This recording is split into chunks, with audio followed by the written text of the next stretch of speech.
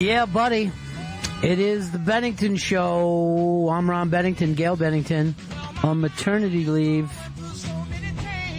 Taking care of that little pumpkin. She was at a big old Halloween party in Brooklyn yesterday. Be close to your phones. We're going to get about some pair of Ricky Gervais tickets very, very soon. I'll just tell you after this. Only calling if you can be in New York City Thursday, November 8th. And I'll explain in a few moments how we're giving them out. But stay close to your phones. It's going to be a call-in. Have me running. 844-ROCK-GOD. That's our number. 844-ROCK-GOD. Heidi Klum was Shrek this year, Earl. That was your old character. How many years has she been doing that, like, over-the-top Halloween shows? Like 15 years now. Yeah, it's been a while. I don't like when she gets dressed unsexy. Go for the sexy thing. Hate that. And those Shrek breasts were definitely fake that she had on there. Yes, they were. It was a costume. Did any sexy shots come out this year? I don't care who did whiteface or who did blackface. Vito, you seem to know the story. Sexy shots? Yeah, so J-Lo posed for a magazine called In Style, and she showed off, like, the entire side of her body. Do we got pictures? We have pictures. It's on the iBang. All right, look this up. Oh, Earl got it fast. Wow. Now, she looks fantastic. Yeah. And, you know, J-Lo's in the top running every single year for sexiest woman alive for 20 years now.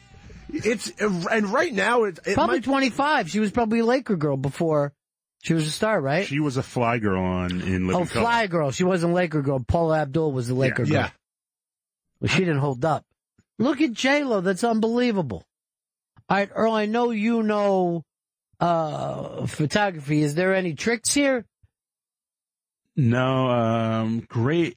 Just great ass is what you're saying. Yes. No, just like she's got the ass out. Wish she'd move her hand.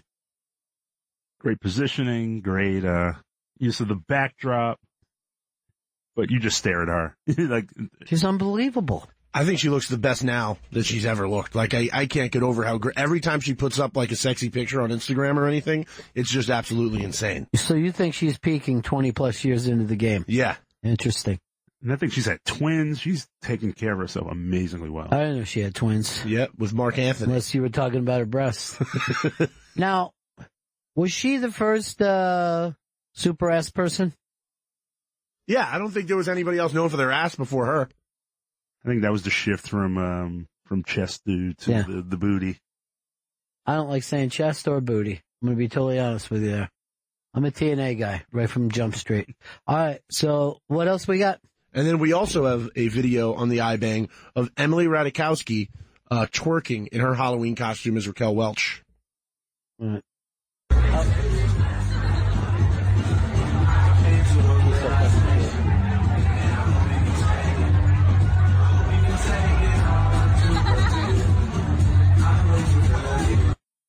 All right, she's got the panties showing. Yeah. But we've already seen her butt, so the panty thing, you know what I mean? It's a little bit of a letdown. It also shows you, it reminds you, she's not a great dancer. Like, you see why in Blurred Lines, the video, she's just kind of like walking around. No, she's not a great dancer. J-Lo, on the other hand. Good dancer her ass off. Fly girl. But that, like, I can't get over the J-Lo picture. I can't get over, she's in a super couple right now with A-Rod. I don't consider it that much because A-Rod's no longer a ball player. I mean, the fact that she's dating an announcer doesn't put you in super couple. When you put status. it like that. If she was dating like LeBron, I would have been like, yeah, it's a super couple. Yes. But when you put it like she's dating the Fox Sports announcer, it loses its luster. Yeah, it does. I mean, we're basically the same age. And I don't look anything near. Yeah, you do, man. Let's get you posing in the same picture. Let's get you a green. What? Is that even a dress or is it just? Yeah, that's not a dress. I don't know what it is. It looks very similar to what she wore to the Grammys. Looks like a cape that she put on sideways. She has a nice halo. All right. We have 3 pair of tickets to give away to Ricky Gervais and Friends, a work in progress with Ron Bennington and Jim Norton. It's happening at the K Playhouse at Hunter College, November 8th, 7 p.m. If you can be in New York City Thursday, November 8th, no purchase necessary to enter or win. Must be a U.S. resident to win and at least 18. Vito, take these off the air. So 844-ROCK-GOD, 844-ROCK-GOD. We have 3 pair of tickets to give away to Ricky Gervais and Friends, a work in progress with Ron Bennington and Jim Norton. It's happening at the K Playhouse at Hunter College on November 8th at 7 p.m. If you can be in New York City Thursday, November 8th. No purchase necessary to enter or win. Must be a U.S. resident to win and at least 18 years old. So here's what Ricky's doing that night. He's working out material for his special, and he's going to come out, do a set, then bring me out. I'll do a very, very short set. He goes back to doing a long set. He brings Jim Norton out. Jim Norton does a short set, and then Ricky closes the show. This is the way he puts his specials together. He normally has only done this in England. No one in America has ever seen the way he puts the specials together. So, and I don't know why he does it that way. I guess he likes to take a couple minutes back, figure out how he's doing, and then just jump back out there. But when he asked if we would do this, I thought, oh, that could be fun. And, of course, Norton felt the same way. So take those off air. Take those off air. And we got 3 pair of tickets to give away to Ricky Gervais and Friends, work in progress with Ron Bennington and Jim Norton. It's happening at the K Playhouse at Hunter College on November 8th, 7 p.m. If you can be in New York City Thursday, November 8th. So if there's a chance you can't make it, let somebody else have these, because this is a really, really cool night. No purchase necessary to enter or win. Must be a U.S. resident to win, at least 18. So I don't know whether we're going to get any more of these next week, or this is that. This is not a show. I'm a guest on this show, and Norton is a guest on this show. So, very, very happy and excited to do it. 3 Hall of Famers. That's very nice of you to say, Earl. You don't have to say that. That's very nice of you to say. And I believe by early next week, we will have your DNA test. We heard from them. Nice. Yeah. So, we will find out. You believe that there was a relative that you had that is Native American. It's kind of lore in your family, right? Yeah. Well, my father's side is his grandma, my great-great-grandmother. If it was his grandmother, it would be your great-grandmother. Great-grandmother, I'm sorry. Yeah. Very, very exciting. Do you even know, did they ever say what tribe? No.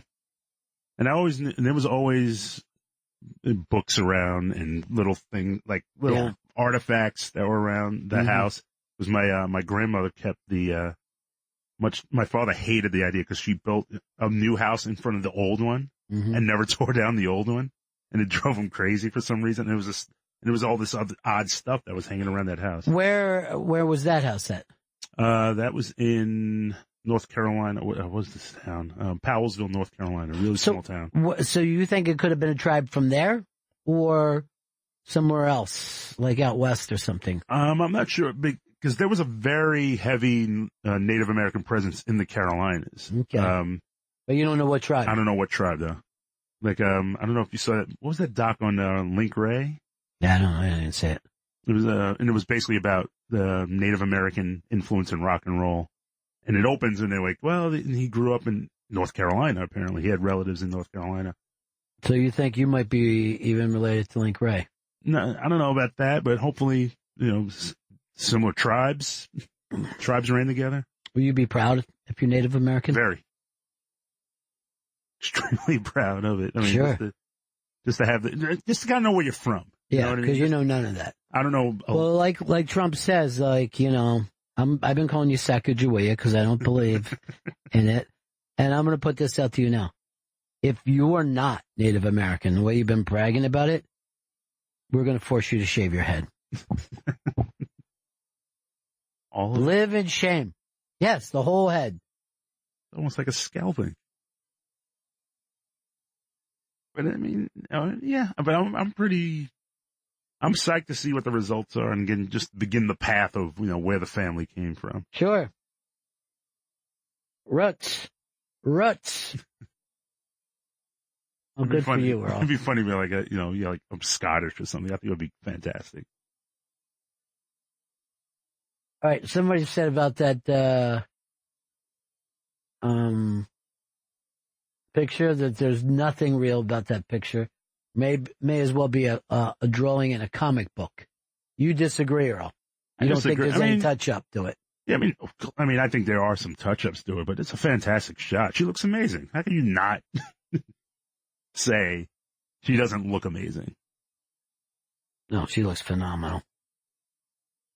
And I agree with, I think it was, Vito, like she's at her peak now. There's no doubt about it. I mean, like, I always had like kind of a crush on her as a kid, but I have never been more into J-Lo than I am right now.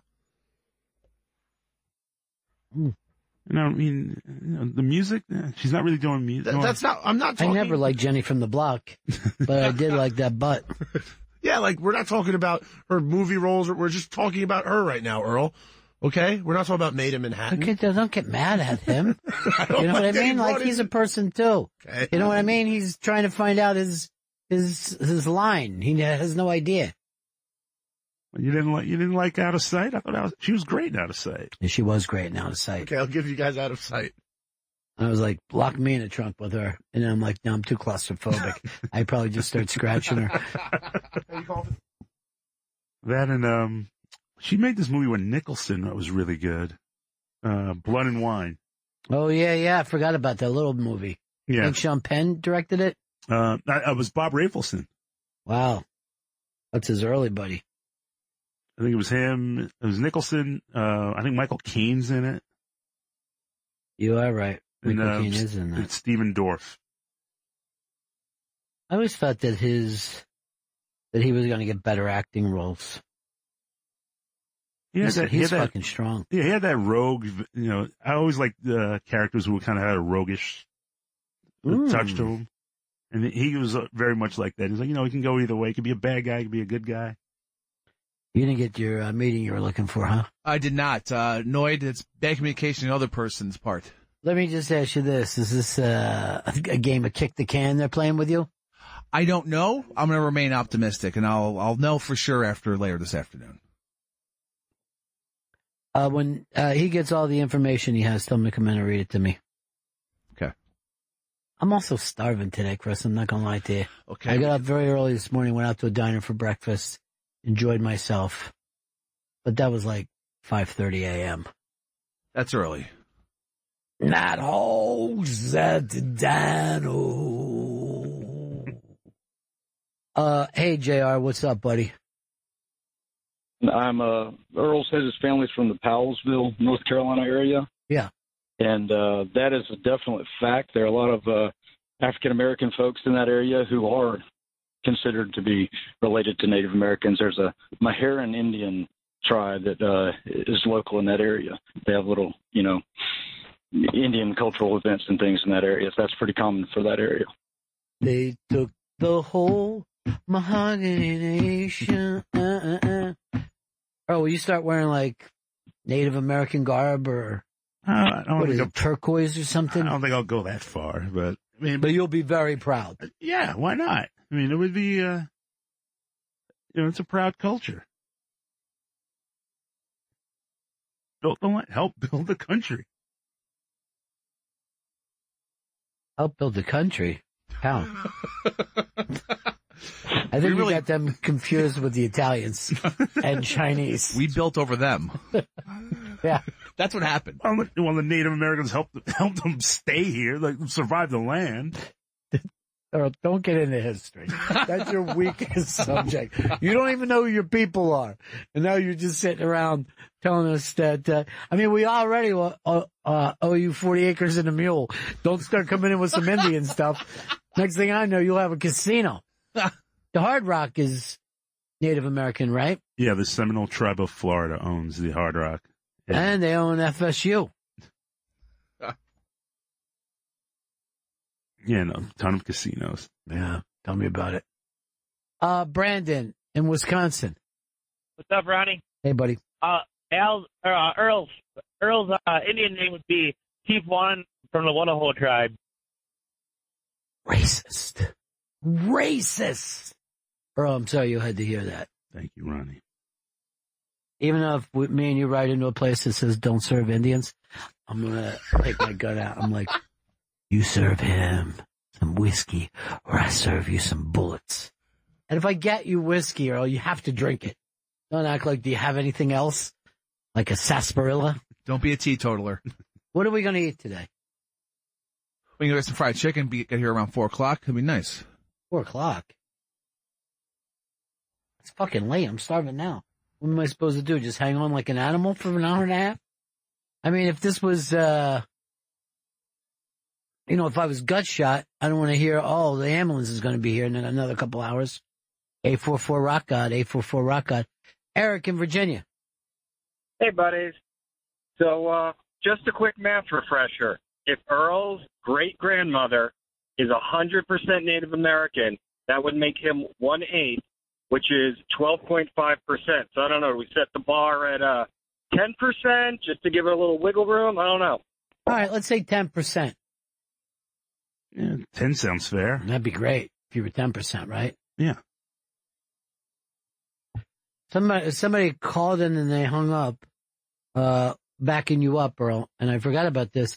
The Native Americans who helped build the skyscrapers in New York. Remember, you ever see those guys? No, I don't. Supposedly they had no fear of heights.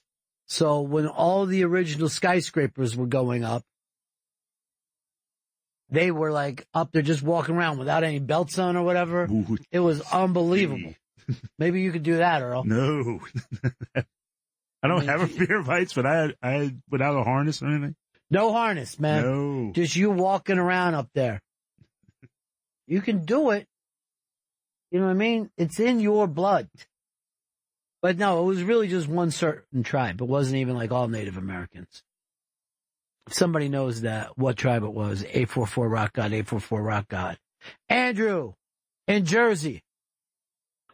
Hey, Ronnie B. Yeah. No matter what Earl is, we know he's African American. They got screwed by the white man. And if he's Native American, he also got screwed by the white man. Let me tell you something. Unless you're a white man, you got screwed by the white man. I mean, from founding fathers on. Here's the deal that they said, too. Like, the founding fathers didn't even think of women at all. No. Like, black guys got to vote before white women. When you think about it, that's really... Well, yeah, but you also got to remember, they had the right to vote, but they didn't exactly get them the chance to enforce I'm not even saying that. I'm just saying when it came across, the law, black guys could legally vote before white women. But supposedly the founding fathers said, I'm starving. I'm not going to eat Halloween fucking candy. I'll eat one piece. Take the rest of this. No, you know what? I'm going to just leave it here. I'm hungry for food, though. Those are special editions, too. What are they? There's Reese's Pieces stuff into them. That sounds fucking terrible. It's not as bad as you'd think. That's not what I'm looking for. He yelled out fried chicken an hour and a half from now. This is just to hold you over. We have real food. This can't hold anybody over. No, I mean, not just for maybe like a minute. Oh, that's terrible. I also have regular ones. No, I don't want this. You're going to make me sick. Tony, what's up? Ronnie B. Yeah. Tom from Syracuse. Hey, buddy. Hey, there's a documentary being aired on PBS right now, this week, narrated by Robbie Robertson, and it talks in episode 2 about how the Onondaga Indians helped form democracy in our country, and how they talked with Franklin Roosevelt, the chief at that time, and with Thomas Jefferson to help form democracy in the United States. So they did help form the country. Now, what's the name of this doc?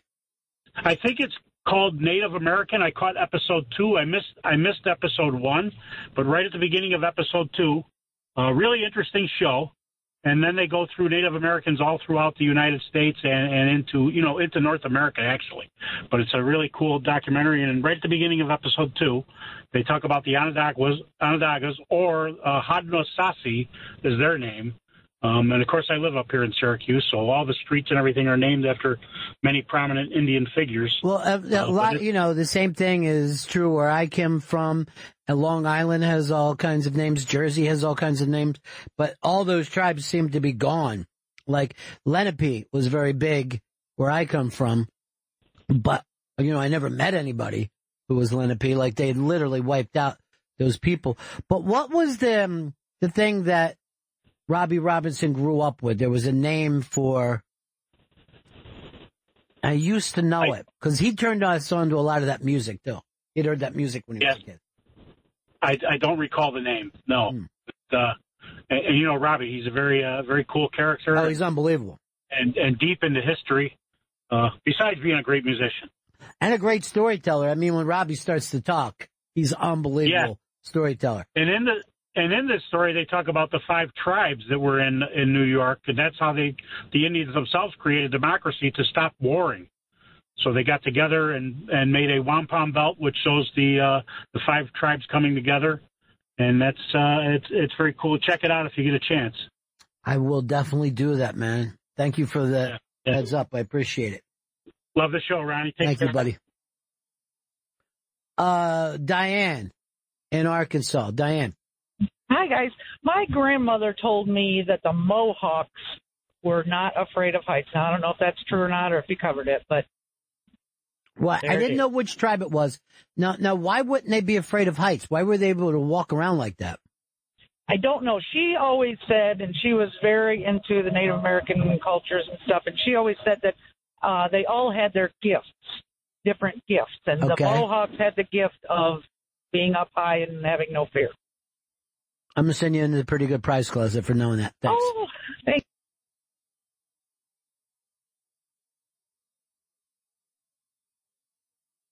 Just trying to look at. Just put it in and we'll look at the pictures. Skywalking. All right. See that? Put in like images of that. Because they would be up just walking around like in the 20s and stuff. Was he yelling in your ear? Yeah. He hates when you yell in his ear. I'll say how loud I was talking. Just Google skyscrapers. Why won't you say it though? It drives him nuts. We don't get any further ahead. Just say it.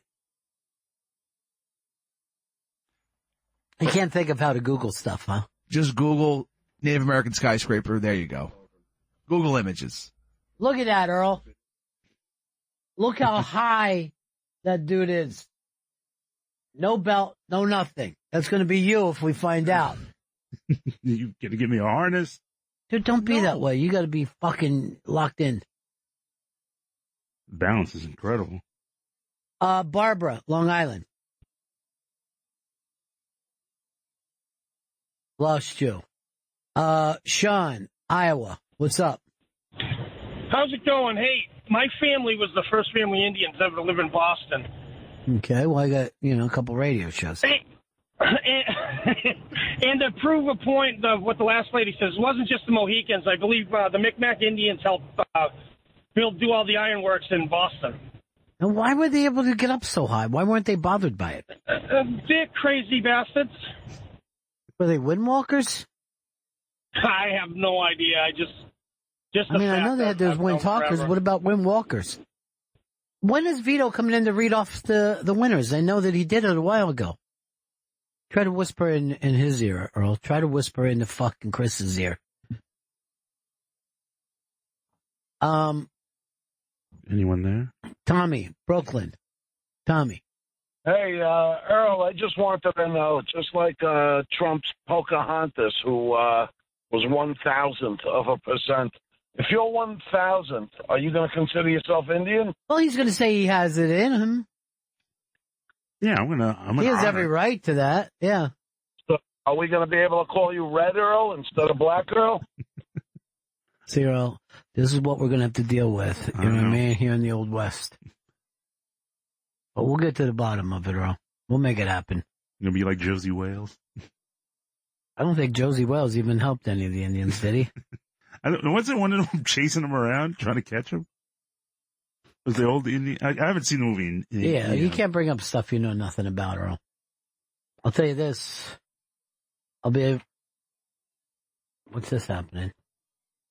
You burst in here like the fucking place was on fire. Like, what do you got now? Fucking jelly beans? I don't have any more candy. I'm sorry about the candy. I have the 3 winners. Why can't we order out like we used to? We can order out. But I hear the term 4 o'clock like it makes fucking sense. Who are the 3 winners? We got Matt from New Jersey, Todd from New Jersey, and Ted from New York. Now, they understand that they have to be here. Yes. Made sure that they know the date, that they can come, that they know they're getting here on their own, and they are excited. Good. It's going to be a great show. It's going to be fantastic. Hey, tonight. Earl, I wish I can get you in, but I ain't running the show, you know? I'm just a dude. I know. Come up to laughitup.net. Laughitup.net. I'm performing Saturday in Poughkeepsie, November 3rd. Laugh It Up Comedy Club in Poughkeepsie, New York. And it'll be my first time back to Poughkeepsie since I graduated high school. The day after graduation, I got just like a stick and a knapsack on it. I don't know what that's called when you tie that thing up like that. A bindle. What's that? It's a bindle. I tied up a bindle, put it on a stick, hoboed it down to New York City to find my fame and fortune for myself, bro. The homecoming. Yeah, it's going to be great. I'd like to bring you with me, but there's a no Indian policy. They're still old school up there, Earl. haven't progressed much. No. No. Not the way we have down here in the Apple. In Johnny Appleseed, I like to call it. What if you find out you're East Indian? You know what I mean? You're from the Indies. Spices. Because you do like spices. He loves coriander. He was telling me that the other day. What? Yeah, you were talking about coriander. All right, Max wants to know, why does the pad data say, is Earl a Native American? I threw that on there, you know. That was my call. Because we don't know. Cam said we're going to find out that Earl's from a tribe called Quest. That would be really fucking cool. Are you Q-Tip? Greatest hip-hop collective ever. They were nice. One of them. They were good. Don't get me wrong. They were good. Andrew, what's up?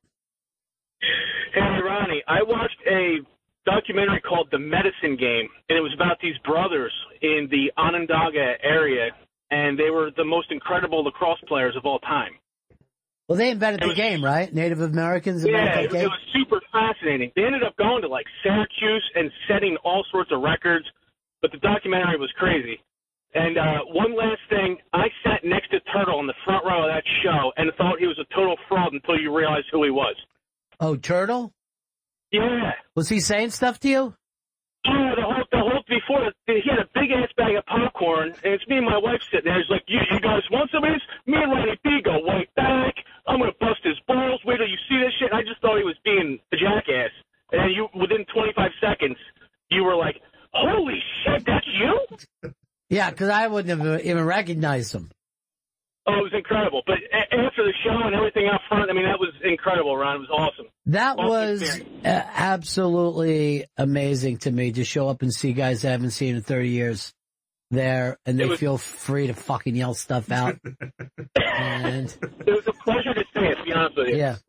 But those guys, you know, I have this theory that, like, your family raises you and your friends raise you. You know what I mean? Yeah. So literally a huge part of my personality is based on those guys. I was the show I did, I don't know, I think it wasn't Laugh It Up, it was Laugh It Off. I don't know all these names of things, Earl. I'm like you that way. It's down in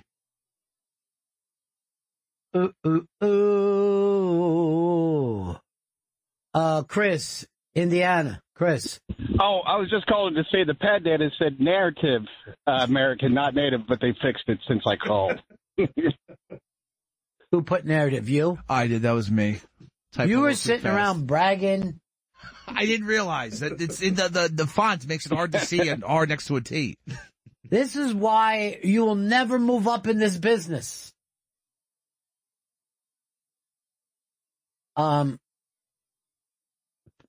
Paul in Buffalo. Hey, Ronnie, certain Native American tribes would walk with one foot directly in front of the other. So their pathway was very narrow, and that's why they could navigate those narrow beams that helped them out up high. Just put one foot in front of the other. Yeah. What's special, Right. Chris?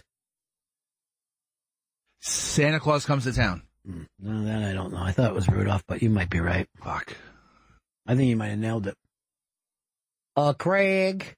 What you talking about, Craig? Hey, Ronnie. Hey. I dated a girl in high school who was from that area Earl's talking about, Yeah. North Carolina. And her dad was half Mumby, I think was the tribe. Has you heard that name at all? Mumby, yeah. Somebody called in with it earlier. Oh, okay. Did anybody bring up Mumby to you?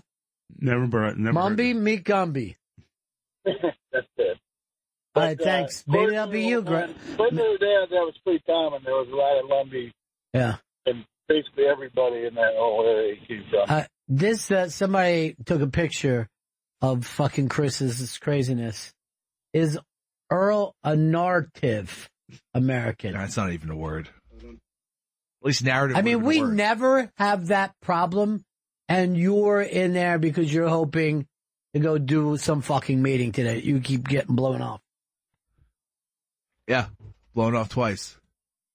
This was Spencer? Yeah. I got this text from Spencer. Oh. You tell that white trash orphan to stop fucking bothering me. All right, the white trash part's fine, but you doesn't have to bring up the fucking orphan. He put orphink. I guess he's got his own spelling problem. I guess we're both dyslexic. We can bond over that. It's really uncalled for and mean. Don't take it the hard way. I'm taking it the hard way, Ron. All right, Jeff in Jersey. Yeah, Ron. Oswego, which is west of Toronto, Six Nations territory, Grand Rivers, where Bobby Robertson would spend his summers. He was half Mohawk, and I think that's where he got introduced to guitar and things like that. You're right. Now, that's what it's called, Six Nations, right? Well, Oswegan's the Haudenosaunee or Iroquois word, but it is Six Nations territory, Grand River. And that documentary is on PBS. You can go to the website and you can view it, the one about the Iroquois' influence on democracy. I definitely want to see this. And because you came up with Six Nations, I'm going to send you into the pretty good prize class. Wow, awesome. Yeah. You deserve it, man. You deserve.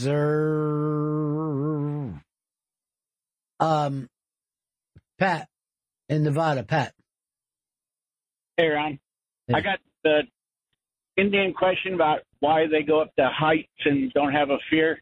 In the Indian belief system, it's Father Sky and Mother Earth. Father Sky will protect them, and if they should fall, then they are returned to the bosom of Mother Earth. I like that. You know what I mean? The fact that you feel like you're related to everything, because if you really think of it on a molecule level and on an atomic level, it's true, right? Yeah. Everything becomes everything. So I like that. They got sister and brother, which is wind and rain, but I'm not sure which one's I wind like and that. which I one's like rain. the sister. Earl, do you realize what a proud tradition that you belong to? You fucking people are cool as shit. Thank you. I'll tell you this. If it turns out that you're part of this tribe, I will definitely for Christmas this year get you moccasins. I'm worried about your arches because you're already wearing the Dr. Scholl's as it is now. I'm a little flat-footed, too. That's age getting to you, Earl. No, I was always flat-footed. That's why I couldn't... Go to Nam? You could have went to Nam. I was You told just that when I wouldn't. wanted to play football. They were like, you're not quick. You're flat-footed. Yeah. You fucking look like you're fucking wearing flippers when you're running down the street. You ever see Earl run? Fucking clown feet. Just put one foot in front of the other. Ooh, ooh, ooh, ooh, ooh, ooh, ooh, ooh. Wolf typo they wrote for you. I forgot about that thing. Ooh, ooh, ooh, ooh. People are really sending pictures of you saying, my Native American. They're really on my ass today. It's good, though. You know, it's the only way I learn, really. I won't be making that mistake again. Like this said, Vito said that he's never been more into Jennifer Lopez at this moment, but the question is, would he accept the hand job from her?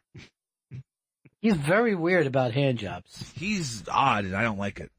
I don't mind a hand job.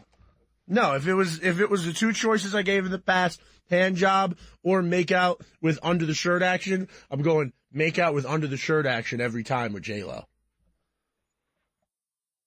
That makes no sense. I want the hand job.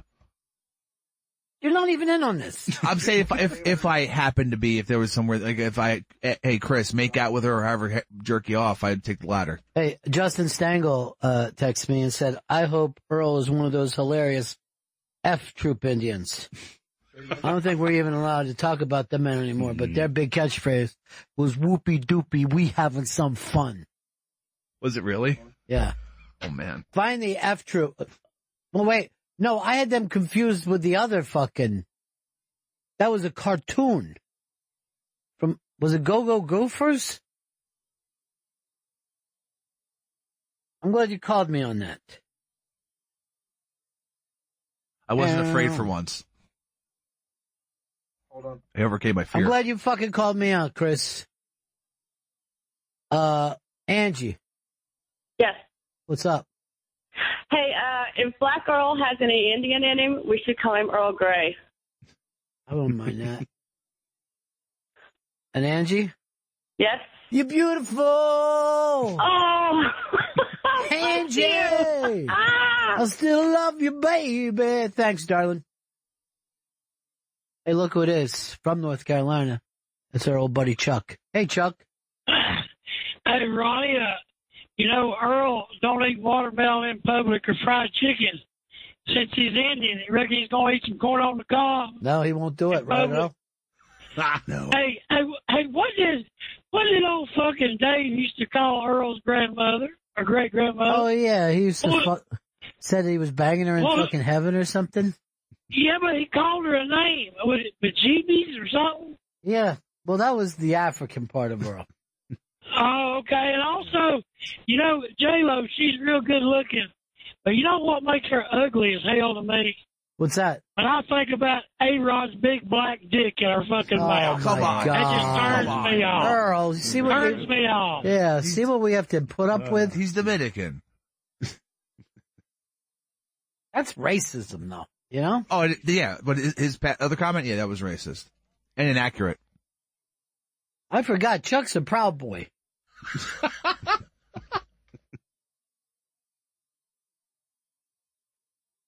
I just put on the, and this was the intro opening. This was a cartoon I grew up with. Go, Gophers, watch them go, go, go. Wow. What, this was Saturday morning? Oh, yeah, this was just regular fucking cartoons. I didn't put it on a racist channel, just a regular channel. That's why it's hard for my generation to get woke. My first friend in the whole world was Native American. He lived on my street. My first best friend. What was his name? Well, his nickname was Stuffy. Stuffy? Yeah. And, I don't know what tribe, come to think of it. But he was very proud of it, used to push it all the time. And I will say this, he would go up high. They're not even fucking, kidding about that. Hey, Scott in Texas. Yeah, but GB, I think you're confused on the lack of football career that you were going to have. The coach wasn't saying that you're flat-footed. He was saying that you're flat on your feet. You're too slow. You weren't no fucking good. slow as That's fuck. what that was. Yeah, coach doesn't decide who's got flat feet. It wasn't a coach. It was just guys we would play with on the street. Right, but they don't decide who's flat-footed, Earl. A fucking doctor does.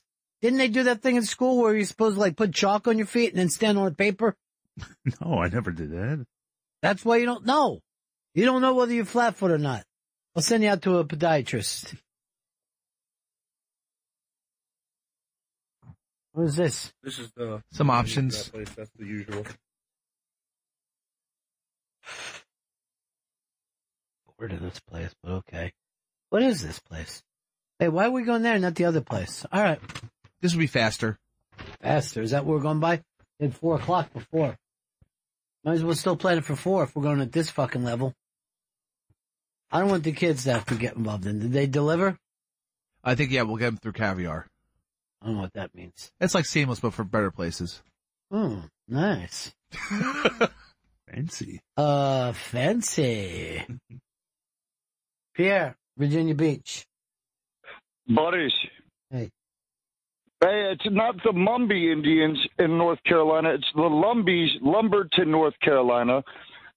It's the Lumbee Indians, not Mumbies. And I just want to say, A-Rod's big black dick makes me smile in J-Lo. Oh. Have a good one. All right, I don't know if that's a good thing. Sorry, Earl. I don't even know how this is fucking going on. Don't. John, Staten Island. Ronnie. Yeah. That clip caused several million brain cells in my head to fire off for the first time in 40 years. Yeah, right? Unfucking believable. Go, go, go. Good call, man. Listen, just a reminder, you know this already, but for everybody else that doesn't know, American Indians in the movies in Hollywood were traditionally played by Italian Americans. That is true, yeah. And the Americans, the Indians in F Troop were no exception. Yeah, that was true. There would always be Italian Americans playing the part of Indians. It's all screwed up. Your people get fucked over no matter where you're going. And it just doesn't change, does it? I mean, you're Native American, you're black, you throw in gay, and you would be, toxic. And I never see it with a woman anymore. You're an incel. The word is loner. Why are you a loner? No, You're fucking cool. I mean, I know people, yeah. Why can't you find somebody? It's hard. It really is. Here's what you got to do. Date a woman with children. Because she's willing to settle. That's the hardest ones to date. Why? Because they have children, and the children comes first. Always. Oh, Earl. Sexually, a child shouldn't even be involved. Not that way. Their needs come. Well, why can't you just be an adult and be, yeah? No, a child's needs do come first. You can learn that in fatherhood. No, I agree with that 100%. I mean, when I became a father, I couldn't sit around watching Go Go Gophers like I was a child. I had to start building bridges and skyscrapers. Who are you texting with now, Chris? Just setting up a time for later today for me to have a meeting. Would you tap out with fucking Vito? Because Yes. I can't even get you involved in this show. When you look over and you're the guy who's your producer is just sitting there, just fucking texting away with a guy who doesn't even want to talk to him, who wants to have nothing to do with him. Vito, if you were around in the 50s, 40s, and 50s, you probably could have played a lot of Native American roles. That would be pretty cool. That's like a lot of the movies then, so I'd be getting a lot of work. I don't like that. I would say get the people it's supposed to be. But if I'm looking for work at that time, and it's okay back then, like I wouldn't do that now, but if it's the 40s or 50s, I'll take advantage of the situation. If it was the 40s or 50s, you'd probably be considered the new Tony Curtis. Fucking good-looking son of a bitch. Thank you. Hey, I was walking through the park today, and a lot of... Is it para-athletes? Is that what it is? Yeah, if the Special Olympics, like that type of thing? Special Olympics Like, is for... That's not Special Olympics. Special Olympics is the other thing. The paralyzed, like from the waist down. Yeah, they were all working out in Central Park when I came through. And there's one girl, she had like two things on her arms and she was going to run, like she could run, but, you know, she had some fucked up leg shit. And they were shooting all kinds of stuff with her. And I'm like, oh. And then it says, see you at the finish line. She was wearing a shirt that says that. She was very, very attractive. I'm like, I hope she fucking wins. But those guys that are in like, they're just using their arms and they're in that like fucking go-kart thing. Yeah. They go fast as shit, man. They are so far ahead of the pack. It's unbelievable. And, it looks like a rocket went by. That reminds me, I got to download the app so I can see our friends running by. The marathon app to keep track of people. Hey, Bob in Reno. Yeah. Hey, I understand Earl may be related to some of these tribes in North Carolina. I used to know a set of twins, really hot. They were the Snatches twins from the Slapaho tribe. Is that his tribe? Let's see. Everybody's making... Monday, nobody's going to be laughing at you, Earl, because you'll get your DNA back and we'll find out exactly what you are. Looking forward to it. About time we get some answers from Earl. I can't get that song out of my fucking head now. The one foot in front of the other? No. Oh, now go for Steve. You have that stuck in my head now. Earl, what one was that from? I'm pretty sure it was Santa Claus Coming to Town with the penguin. Yeah, fucking, Chris nailed that. Chris Stanley nailed Santa Claus is Coming to Town. I didn't even think of him as a kid who watched cartoons. Yeah, I would never expect him to be Christmas special guy. By the way, I have no interest in this new fucking Grinch. Yeah, this new Grinch. Yeah, it looks like it looks like he's like in Whoville and he like goes shopping in there and shit. I like a Grinch that's hidden up in his little captivity. I like the original Grinch. That's it. I don't like the Jim Carrey Grinch. I don't like this new Grinch. Just 30 minutes in and out. 30 minutes in and out. Couple of great songs. Ahum Dores, Ahum Dores, welcome. Or were you allowed to watch Christmas specials, or were your family so religious that they thought that was terrible? No, we watched, what was it? Santa Claus is Coming to Town, Frosty the Snowman. You know who you remind me of, Earl? Little Drummer Boy. Because you seem like the kind of son of a bitch that would slam fucking drums right next to a baby's head. I got to be the little drummer boy in a pageant one year. Yeah. And that was the prize roll because you got to keep the drum from the play after it was done. Why, they had no other use for it? Yeah, I guess they didn't think about keeping it year after year, but whoever got to do the little drummer boy got to keep the drum. Earl, do you remember the F Troop Indians? Vaguely. I wasn't a big fan of the show. Why? Fucking really fucked up. Play the F Troop theme, Earl. See if you don't fucking turn your head around. I just remember it would always come on when there was a rain delay at Yankee games. Oh, that's interesting. I can see if they were playing Cleveland. You got the theme? Play it nice and loud. The end of the Civil War was near when quite accidentally a hero who sneezed abruptly ceased retreat and reversed it to victory.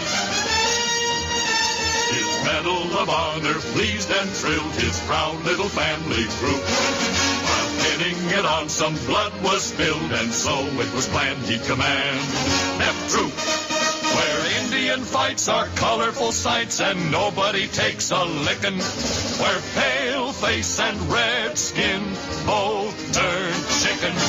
When drilling and fighting get them down, they know their morale can't droop, as long as they all relax in town before they resume with a bang and a boom. F Troop!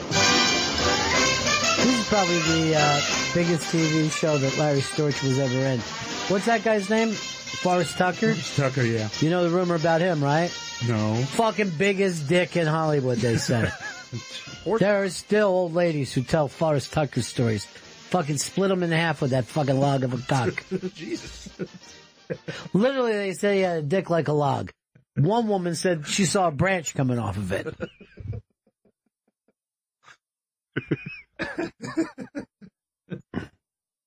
Ba, ba, ba, ba, ba, ba, ba, ba, bum. That was the era of silly TV, wasn't it? I don't know. TV's always fucking silly to me. I tried to watch that Modern Family last night. It was like watching the fucking Simpsons. I didn't watch last night's Modern Family, but ABC right now is so weird. They have a show about a family from the 70s, a family from the 80s, and a family from the 90s. Now, I saw the one family from the 70s. It's the Connors. They were saying that nobody's watching the Connors now. I didn't even try to watch episode 1. I'm not going to watch episode 2. And I watched Roseanne last year after never seeing Roseanne before. Yeah. What'd you think? It was okay. It was just another sitcom on the block, but I didn't even really care to watch the Connors. I watched the first episode so I could see how Roseanne died.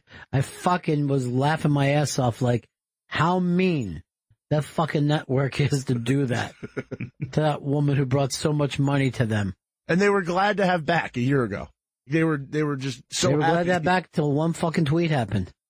My parents, they loved the Roseanne fucking reboot and they refused to watch, right?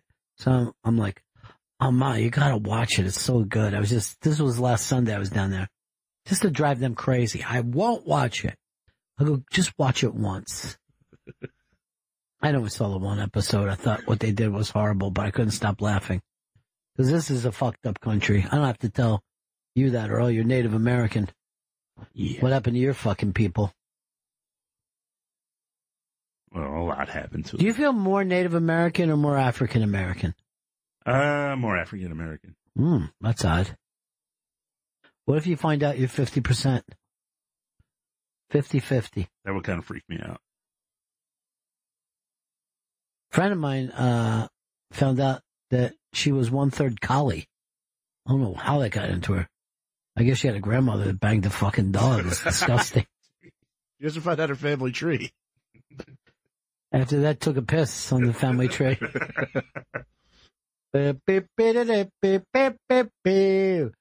Earl, just put in there whoopee doopie, we having some fun. Because I don't know if that was the go for us. But you can see why Native Americans get so mad. Did you find it? Is that the Gophers? Let me see. What did he say? Why'd you turn it down? No, because it just looped. That's good. So that was Gophers then. Did you find the whoopee doopie? We having some fun? Come on, Earl. I want to see Whoopie Doopie. We having some fun. He's slow on looking shit up, huh? I got to do Google classes with him. You want to do Google classes? Now you're back to... Is this F Troop that does it? Oh, he doesn't know what he's doing. He gets confused in this room. We're going to have a boot camp where it's just me yelling out keywords and phrases at him while he's on Google. Yeah, but now you can't if we find out he's a minority. Okay. You know, if he's Native American. I mean, he's not used to coats and shoes and stuff. Hey. Why is that bad? You told us you were flat-footed. Can't even fucking put a shoe on that. Would Hong Kong Phooey be offensive? Fuck yeah, it's offensive. Right? Yeah, like I think it attacks too. Oh. Hong Kong Phooey, because didn't he talk kind of like jive? Scatman Crothers was in No, it. Scatman Crothers isn't. He's fucking black. You fucking racist. I didn't know it was He Scatman. just talked in his regular fucking voice. And you found his regular voice offensive. Play the Hong Kong Phooey theme, bro. That was my favorite from that era. That's because you were a little fucking racist. A little fucking ID racist. Sitting there with a bowl of fucking macaroni when the other kids were eating cereal. That's racist. Turn it down, man. You of all people should be offended by that. I like that they're like, it's more likely for it to be the operator, but it's ridiculous that it would be the janitor. What's this for? It's a note. Let's see. Chad there. No Jim yet.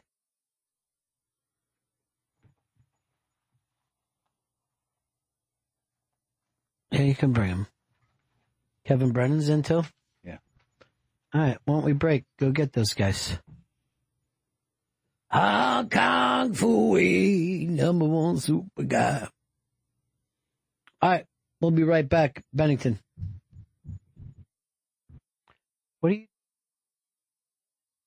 Why are you making a big deal out of it? Because I thought we were about to break. We were, but why? You don't have guys that can run stuff in for you?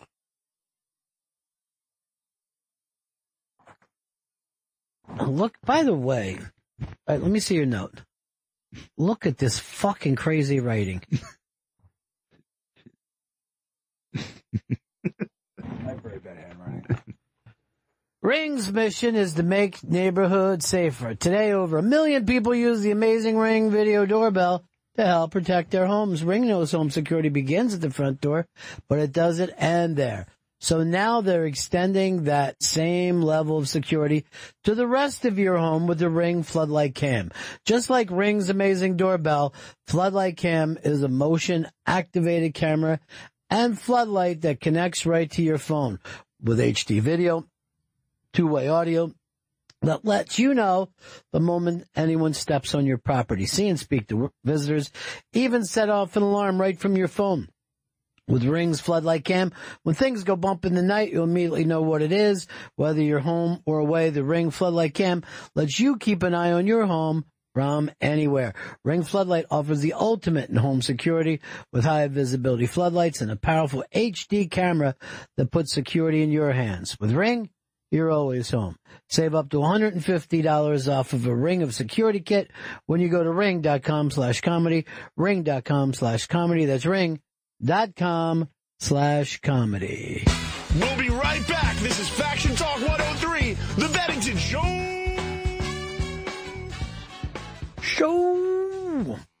When you live in the country or in a small town, you know a few things that the city types don't.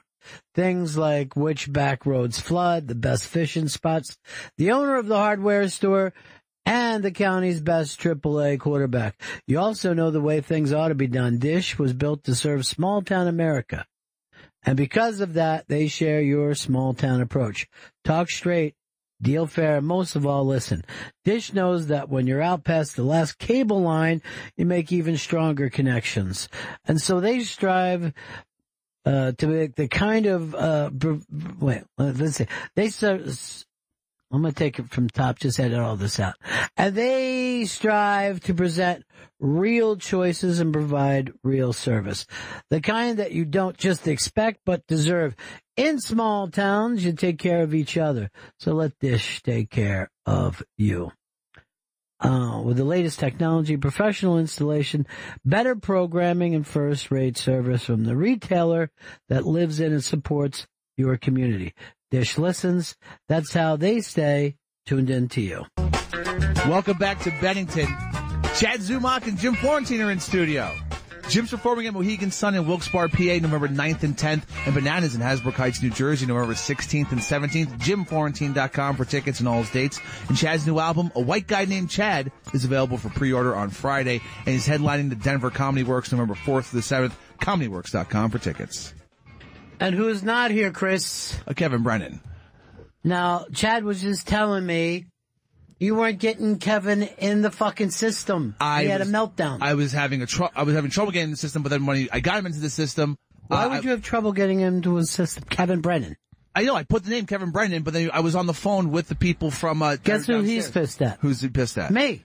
He should And not be he's pissed down there fucking telling people in security he's going to get Bennington now. Well, then I'm going to have to protect You know what's really funny? The other night I saw him when I was down on McDougal, and he was walking down the street like this. And I go, give him a pound, and he goes like this. I can't. I'm holding a gun under my coat. So then I see him later that night. I go, you really got a piece on you? He's like, yeah. That's why I was walking like that. Fucking hilarious. Chris, how could you fuck that up? It was, I was literally working with the security people, and as I get his name into the system, they say, Kevin left. Can we have somebody else do that I can trust? That You I can trust me, it was a problem with the Really? system Because itself. look at this empty chair right now. What I call the Kevin chair. It would have been perfect. I know, man. God damn it. I fucked up.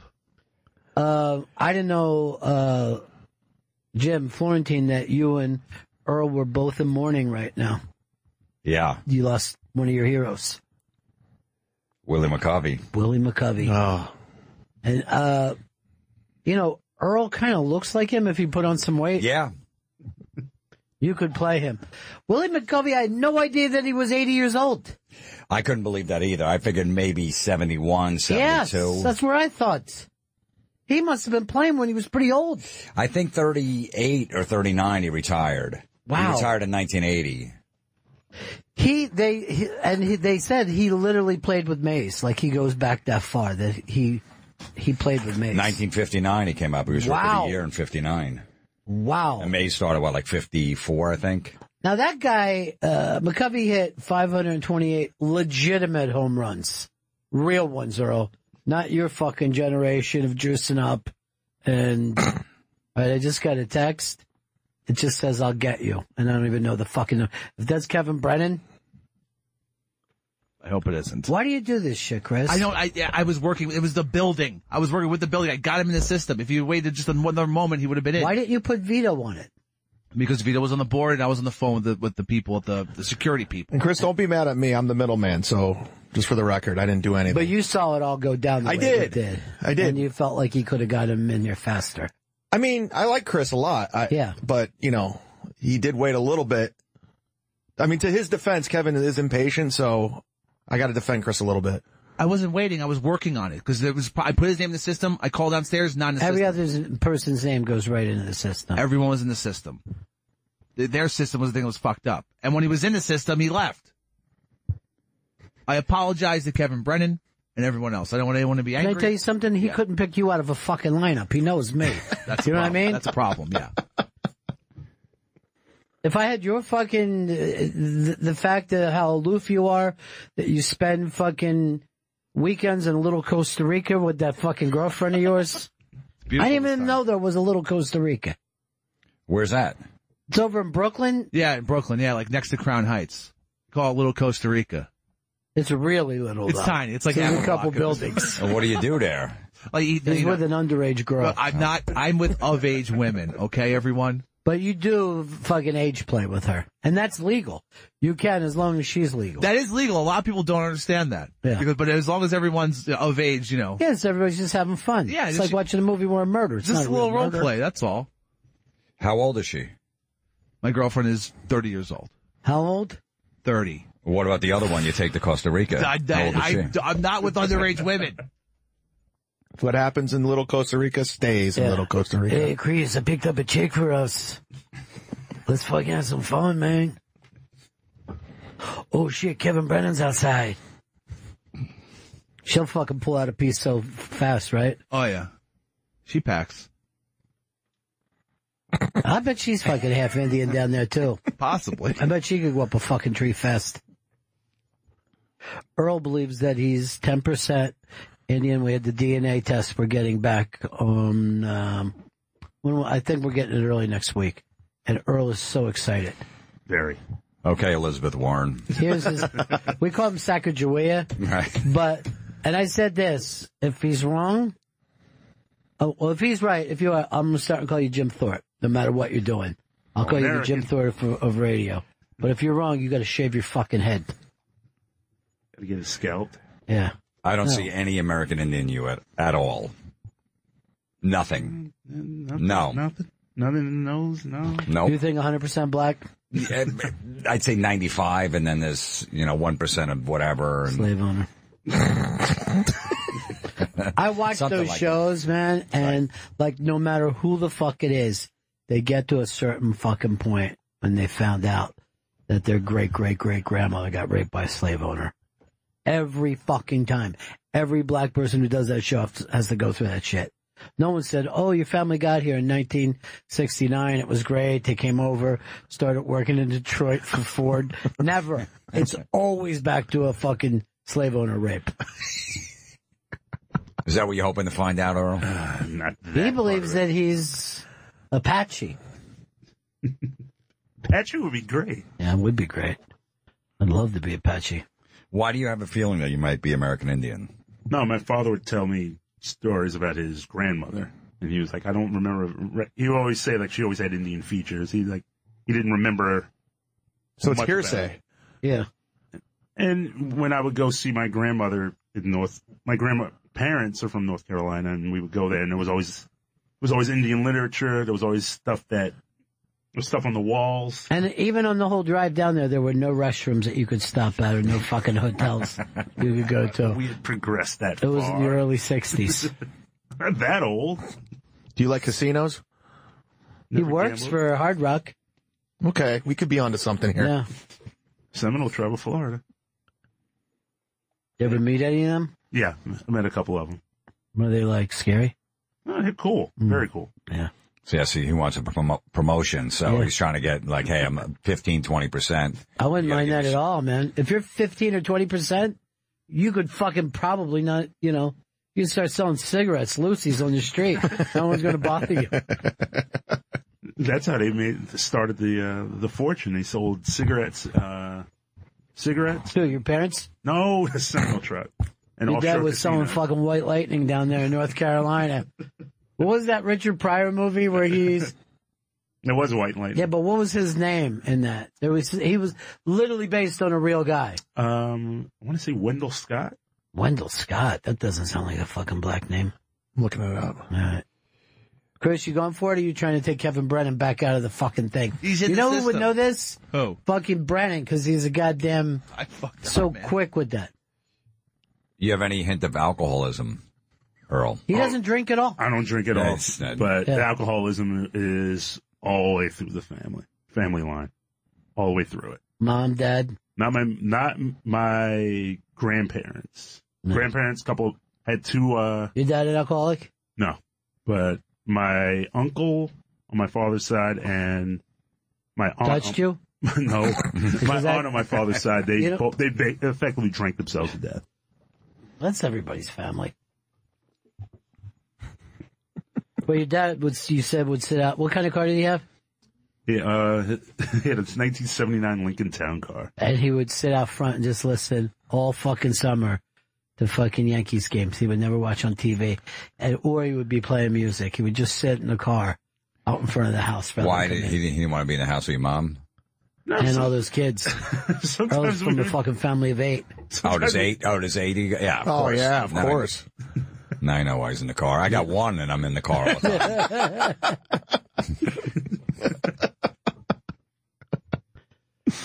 He would never come in, though? Yeah, he came in. Do you never even fucking drive the car down the street, or he just fucking sat in it all Of the course, time? he would sit in it. He would drive it, of course. It's probably not having it. Oh, when you guys went down to North Carolina? Yeah, we would drive. It was like a 6-hour trip. Yeah. And if anybody wanted to buy any product, he would drop a fucking bucket out the window with a rope attached to it. He would run it down. Put the money in first. Was he in there with beers, listening to a game, drinking? Yeah, he had a couple of beers. Smoking reefer? No reefer. He hates drugs. Why? He hates them. Probably because it killed his brother and sister. Do you consider weed a drug? Are you against legalizing weed? I'm at this point with weed. I'm like, it's basically an herb. Let it go. We're there already. You're still anti-gay marriage. Black people do not like gay marriage at all. They don't, in general, they're not like all the football players when that Right. guy was going to come in the league, like the guy in the 49ers, like, I don't play that shit, man. Yeah, I know. And then one of the reporters goes, what happens if he's taking a shower with you guys? And the guy's like, I never thought about that. Yeah, that's going to be fucked up. Like, Earl, could you take a shower with a gay football player? It's a shower. I'm just going to go in, shower, and leave. I'm not going to do anything else. Yeah, but it's a small shower, and the two of you are in there together. Yeah. Then you're both drinking. I'm just going to go in, shower, and leave. That's all. That's the whole purpose. right, but you're not going to run out of there because he's gay. Are you going to hurry it up? Not at all. I mean, I'm going to jack with him. Good. What if he's looking down at you? Like when you're showering, if he's looking down. If he's staring me down, then that's a problem. What are you going to say? Yeah, what do you say? I'm like, mind your own damn business. What if he says, I was just looking? Yeah, it's like, I'm showering. Maybe you're a little paranoid. Yeah, I am a little paranoid. Are you around gay people? No, just people watching me shower, yes. I heard if they bite you, you turn gay. That's vampires, isn't it, Earl? Yes. What if you guys accidentally bump tips? Would you stay there for a while? No. Would you back up? I would. Yeah. Would you back up and then move forward, back up and then move forward? No. But the movie was Grease Lightning. Oh, that's right. What was the character's name? Wendell Scott. All right, Earl knows it. Go into the prize closet. Get yourself something, Earl. Yeah, he was the, That was the guy you were in the shower with? No. Who was that guy's name? I was in the shower with him. And what if you were in the shower with the guy and he said, you mind if I jerk off on your feet real quick? I would go like, hell no. Why? Just your feet. Yeah, the water's going to rinse it right down. Care. Hot Soak water, your feet hot cum. first. What's that? Hot water, hot cum, you won't even feel it. That's true. How do you know? Oh, you take cold showers all the time? What if he just started doing it? It wasn't going to land on you. Would you say anything? I would be very uncomfortable. Or what would you say to the guy? I would be like, stop. And then like, or I'm out. I'm leaving. It seems like you're homophobic. Yeah. That's a little homophobic. It's a little uncomfortable for me. What, the fact that there's gay people? No, the fact that someone's trying to jerk off. Hey, to your defense, I wouldn't like that either. Someone blew a load on my foot. Why? Just this. I don't know. I don't think I'd like that. Okay. It's rude. If it washes down the drain, no? But it's rude. It's like if I spit on you. Can I just say this? What is this, a Proud Boys meeting? Yeah, not if he asks. That's not rude. Oh, if he asks and then Earl says yes, and then changes his mind in the middle of it. Chris, you gonna plug it all? These guys come all the way in here. You blew off Kevin. Hey, plug Kevin Brennan, even though you fucking disappointed him. I don't have his plugs. I never talked to him directly, but I do have Jim Florentine and Chad Zumox. Jim is performing at Mohegan Sun in Wilkes-Barre, PA, November 9th and 10th. Why do you say Wilkes-Barre? Oh, Wilkes-Barre? Is that how? Okay. Wilkes-Barre, PA, November 9th and 10th, and Bananas in Hasbrook Heights, New Jersey, November 16th and 17th. Go to JimFlorentine.com for tickets and all his dates. And Chad's new album, A White Guy Named Chad, is available for pre-order on Friday. He's also headlining the Denver Comedy Works, November 4th to the 7th. ComedyWorks.com for tickets and on Instagram at Chad Zumock. Hey, Earl, what happens if they said, they guarantee you're 50% American Indian, but this guy comes on your foot in the shower and it just goes right down the drain? And you're guaranteed to be 50% American Indian. No. When you love it? No one knows. Nobody knows. Nobody knows. He doesn't say anything. You don't say anything. There will be no ejaculation on me at all. What if he gave you 10 grand? No. For 10 grand, I would do it for 10 grand. And he's a fucking Proud Boy. No 10 grand. Thank you very much. You don't have to touch him. I do it for 5 grand. What's your price? I don't have one. There's no price in the world to get fucking cum on your feet. That's fucking crazy. That's bullshit. That is insane. And the cum it'll get so cold so fast you won't even feel it on his body. And it's his feet. This is what it seems like. All you care about is temperature. That's what's driving me crazy. I'm going to throw a crazy number out there, and Earl should jump at it right now.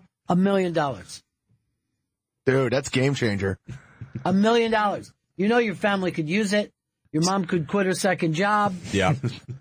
Tax free too. Yeah, tax free. Nice. That helps because that's like 40% off the top. $1 million now. I would turn out $1 million. That's ridiculous. $5 million.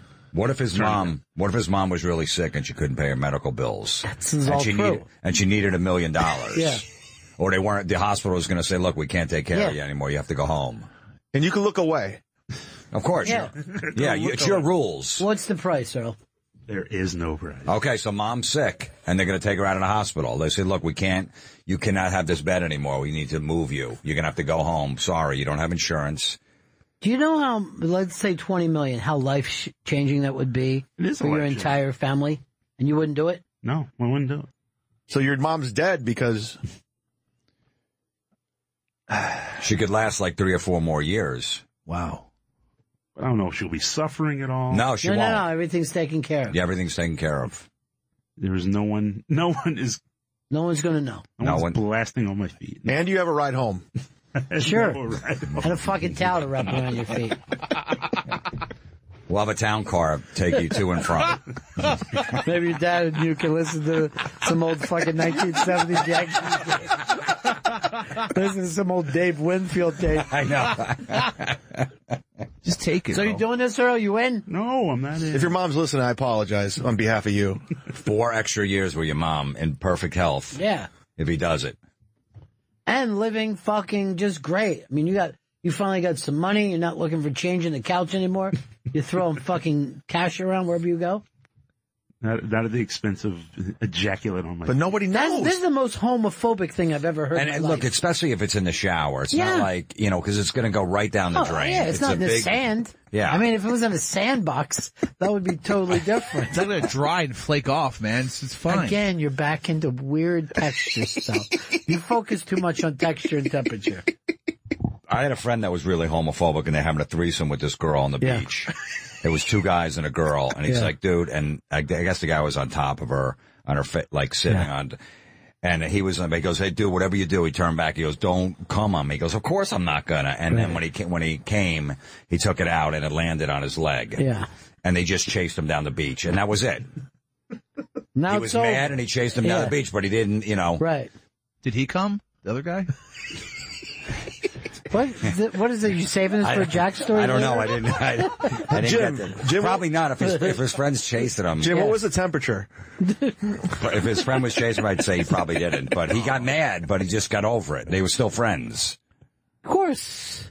It just happened. Friends have these fucking things happen. I'm sure there's been a time you came on your own feet, Earl. That didn't kill you. No. That's a lie. I've come on my own feet plenty of times. He's doing it right now. Earl, I'm just going to throw out the B word before we end this. $1 billion. Wow. $1 billion. Tax-free. Tax-free. Ooh. And what you could do with that money. Think about what you could do, take care of, all your dreams. And your community, Earl. Set up a foundation. Yeah. Help Native Americans. Yep. Start your own casino. Earl, this is it. This is the last offer. You've taken it from, I think, $1,000 all the way up to a building. First of all, you're a fucking great negotiator. There's no doubt about that. I know, he is good. Yeah. And you're a Yankee fan? Yes. Yeah. Okay, so he has home plate. I mean, that's season tickets right behind home plate. That's nothing. That's like, right by Lorne Michaels. A quarter out of that money. So what do you think? You bring your friends all the time. $1 billion. You can buy new shoes every day to cover those feet. And it helps your mom out for that operation. Yeah. You got to throw that in. I am going to say. Here it is, Earl. Will you do it? I'm going to say no. If his mom. $1 billion. I would do it for his mom, and I never even met her. I know. I would do it. I would say, all right, listen, I don't know who this lady is, but she needs some help.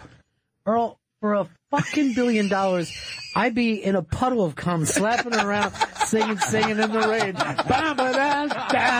And my whole family would be cheering. You're the most homophobic person. Earl, there's giant black guys walking by. It's just fucking dumb or cool.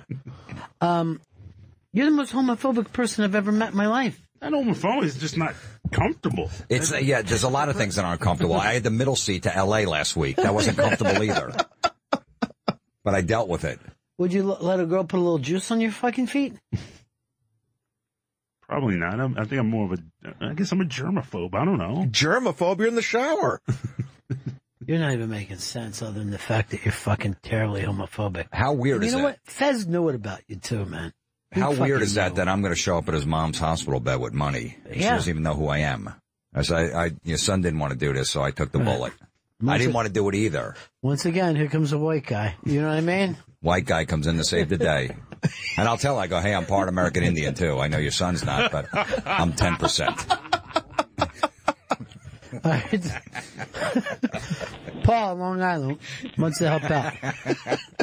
How you doing? I just wanted to ask Earl if he would do it to end racism. Ooh. It ends racism. Ooh. You do something fucking Martin Luther King couldn't. Didn't even come close to doing. They'll build a statue of you. Just think about how many people would get along. And that statue, there'd be a fountain of fucking cum just pouring all over your feet. End racism. End racism. End racism. That's a biggie. Yeah. I love how your mom didn't even debate about this. I know. Just think of everything you would do for your mom's comfort. This fucking Earl has no point. He lets her scream at night in pain. I know. But if I could help out strangers. Yeah. Bum, bum, bum, bum, bum, bum, bum, bum, bum. Ending racism, Earl. Would you do it? You don't have to look him in the eye. And you get to host Family Feud every once in a while. You guys I get the Steve Harvey role? Yeah, when he's sick. You can hang out with Jay-Z and Beyonce. Holy shit, Earl. Hove and I got issues, but that's another story. Why? What's going on there? No, it was just never. I mean, the artistry. I know this is something that doesn't. All right, Nas. He hates hip hop. He likes rock. He's in Black Rock Coalition. All right, Living Color. I dig hip hop. That's his favorite band of all time. Vernon Reed. I got his number. I'll give it to you. No, we're friends. Okay, never mind. All black people know each other. Can't get out of that. What if Vernon Reed came on your feet? I know he He'll let you sing backing vocals on the next record. Next record? I thought they only made one. You could sing back of Occultal Personality next time they play Urban Plaza. Right here in New York. You and Corey Up on Glover. Stage. Hanging. Those guys are they're like family to me. Mm-hmm. It's like having someone in your family come on your feet. Wait, think it over, and Chris is going to read some plugs. Put Kevin Brennan. Thursday, November 16th and 17th. Go to JimFlorentine.com for tickets and all his dates. Chad's new album, A White Guy Named Chad, is available for pre-order on Friday. He's also headlining the Denver Comedy Works November 4th through the 7th. ComedyWorks.com for tickets, and go to KevinBrennan.com for all of Kevin's dates. Look at this. They just got a fucking text from Fez that says, tell Chief Nakahomo to stop with the anti-gay opinions and he can look elsewhere for someone to jizz on his feet to save his mom. You see, you hurt his fucking feelings and he's going through hard stuff. He's having silent heart attacks. Have you ever even heard of that before? Silent heart attacks? His heart is so fucked up now, right? So scarred up, and he doesn't know when he's having a heart attack. Oh, man. So he passed out the other day, a couple weeks ago, and he's in the hospital, and they go, hey, did you know you had a heart attack? He's like, no. Jeez. And then they went and looked into it.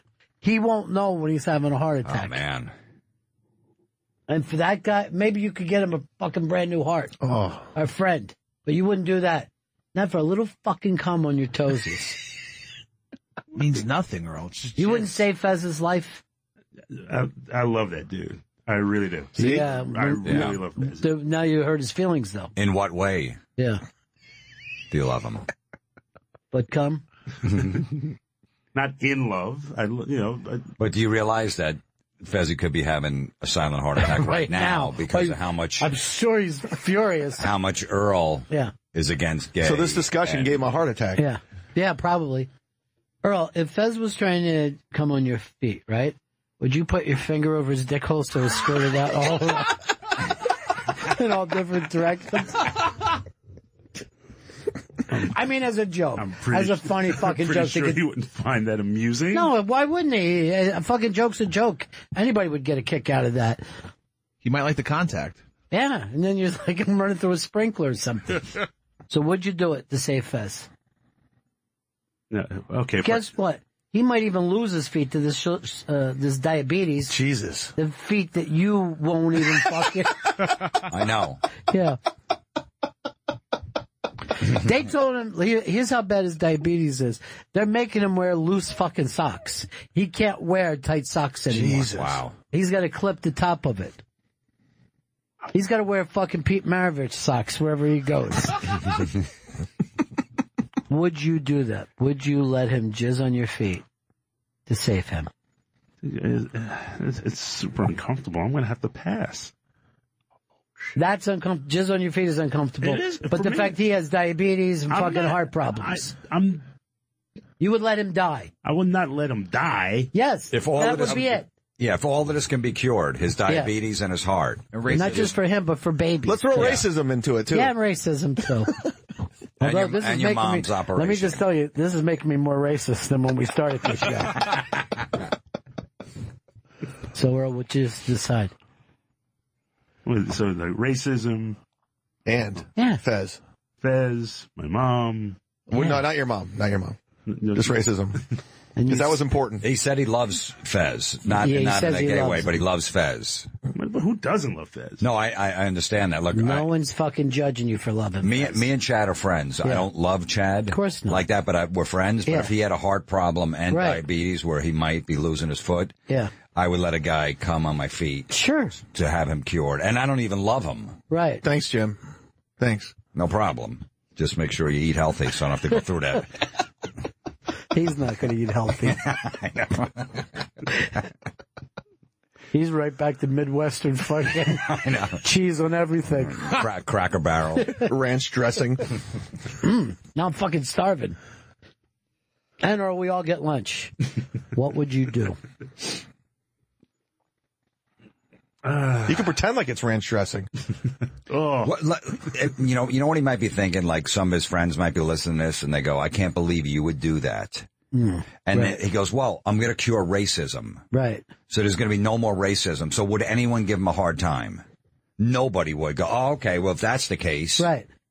But see, I'm not homophobic like fucking Earl. So if someone said to me, you're either going to fucking stump your toe or someone's going to jizz on your toe, I say jizz on the toe. I don't want fucking physical pain. Jizz away.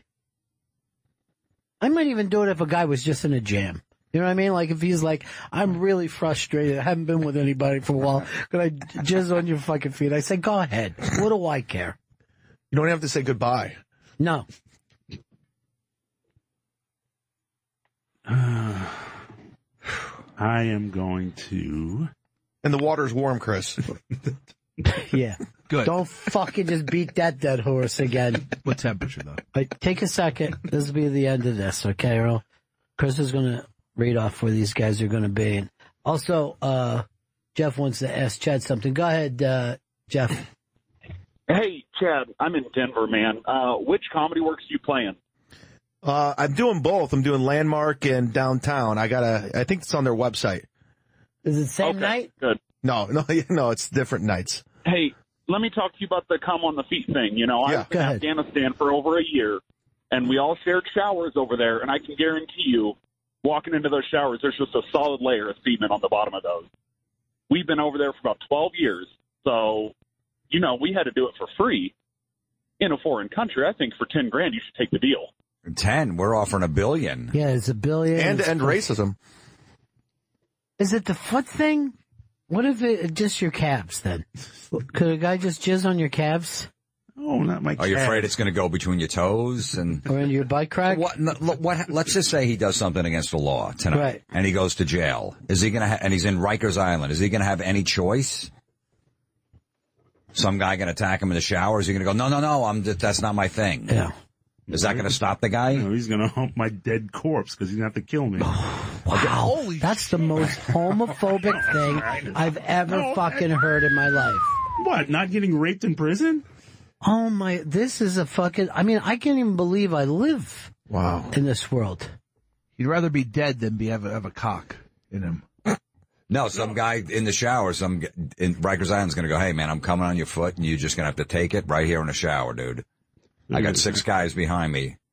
You're going to have to kill me. They're going to have to go Shawshank and just beat the crap out of you. No, they have to kill me. Is it just because you hate gays that much? I don't hate gay people. I don't hate anybody. Would you be on a float in the gay parade, waving at everybody? Well, I hate parades. Oh, here we go. Okay, well, sure. He's at every fucking Yankee. Well, you've been to the Yankee parades, right? I've been to one parade. Okay. 2009. But I was at the end of the parade. But in 1969, you rode your tricycle down when the fucking Jets won. It wasn't born yet.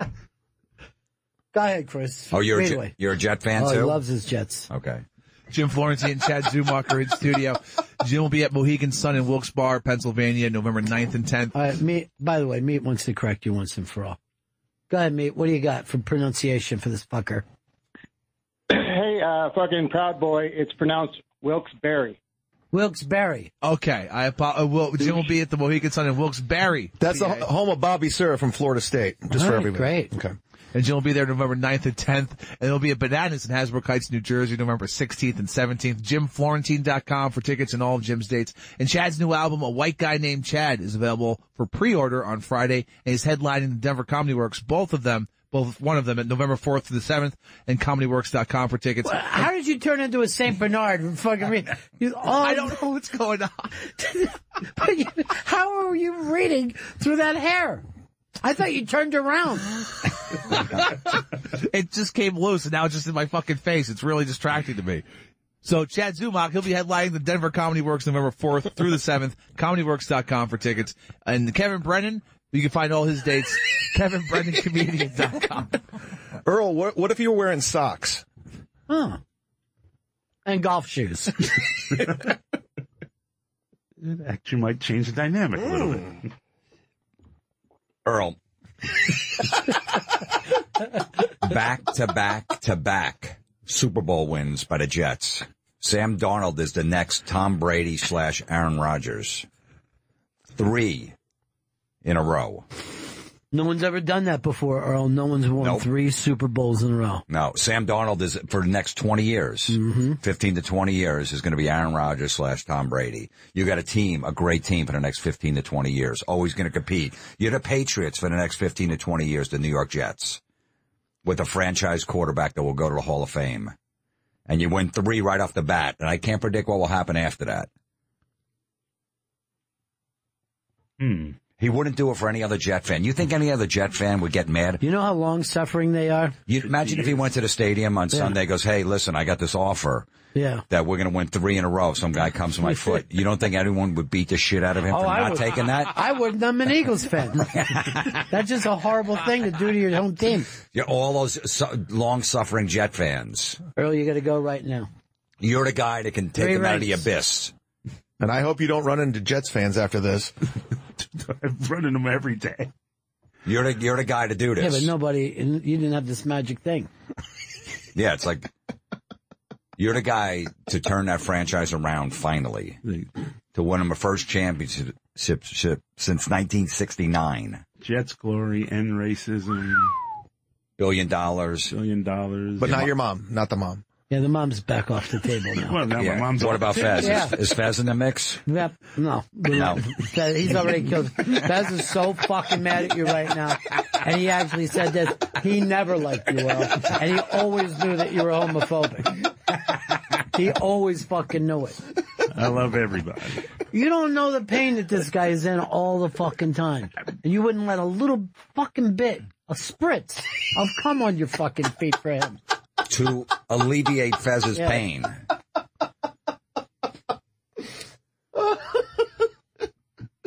This is it, Earl. All right.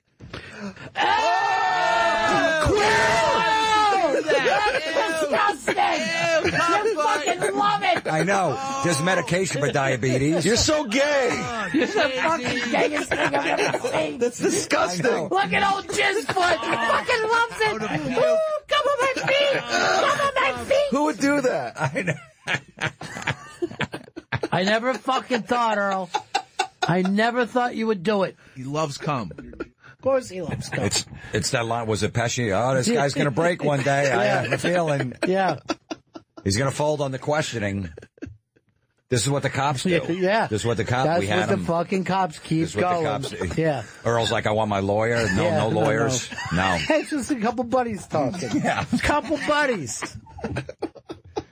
Earl, how fucking...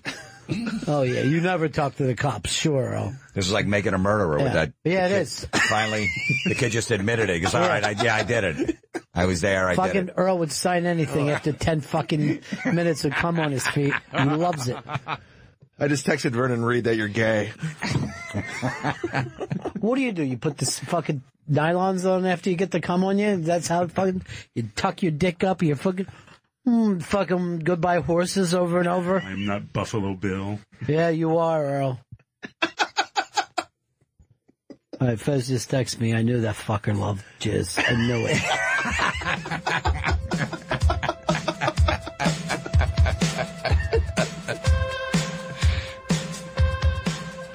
I'd have cum feet.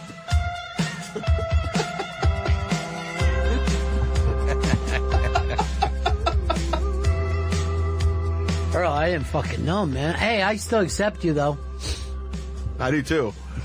You did a good deed, man. You get to pick anybody that comes on. I mean, I probably wouldn't let you sleep over my house. No, of course not. I want to shower with you. Yeah, I mean, the lock of my bedroom door doesn't work, so. Yeah. But you did a good deed.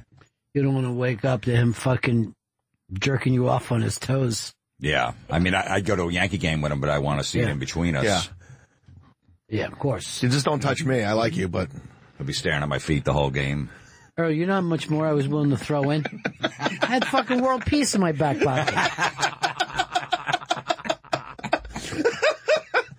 I was going to, because I know you don't like Trump, right? No, no. I was going to say that the next time Trump had a speech, he ended up shitting all down his leg and everybody fucking saw it. Somebody told me that fucking Trump wears a fucking bag on his hip. He can't take a fucking shit. Just keeps a fucking bag of shit there. From what?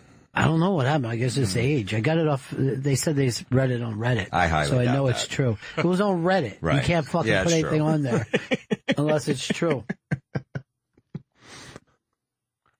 Well, Earl, you fucking broke under questioning. What else? You wearing a wire? The way you fucking are? Ratting out your friends? You would never talk to a cop? No. What if you saw someone kill Chris Stanley? You wouldn't fucking tell the cops who did it?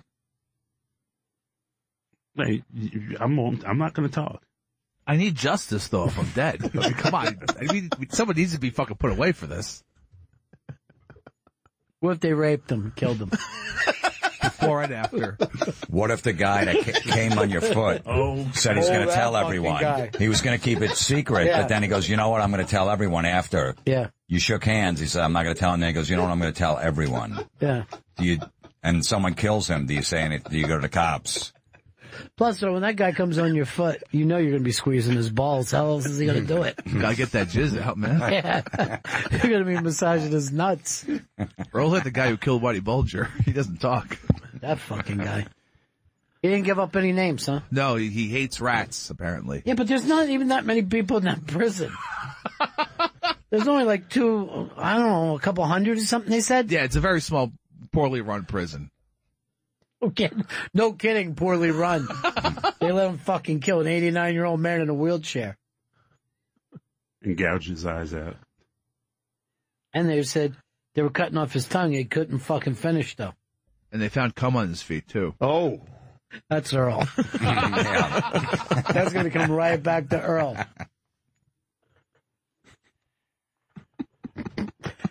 Hey, CJ in Maine. Go ahead, CJ. Okay. Am I on? Yeah, sure. You're on the fucking air, dude. Okay. Sorry. Listen, I want to mention to Earl that he was not willing to do all of these things for the millions and millions of dollars. I'm from Maine. I'm a Red Sox fan, obviously. And I would let A-Rod stick his dick in my mouth, and I would let him come gallons while J-Lo butt fucked me in the ass with a 12-pound ham for, I don't know, $17,000 maybe. And the gym, hey, go Dolphins. Thank you. But why 17 grand? You need it for like. I'm just picking a number. Okay, I mean, for 17. 12. Maybe even 12. If A-Rod even says that to you, I wouldn't believe him. I don't think he has that power. I think you're just going to end up sucking A-Rod's dick. You love A-Rod, bro? Mixed emotions about A-Rod. Yeah. Got us that one ring, but I think we could have got more with him. No kidding.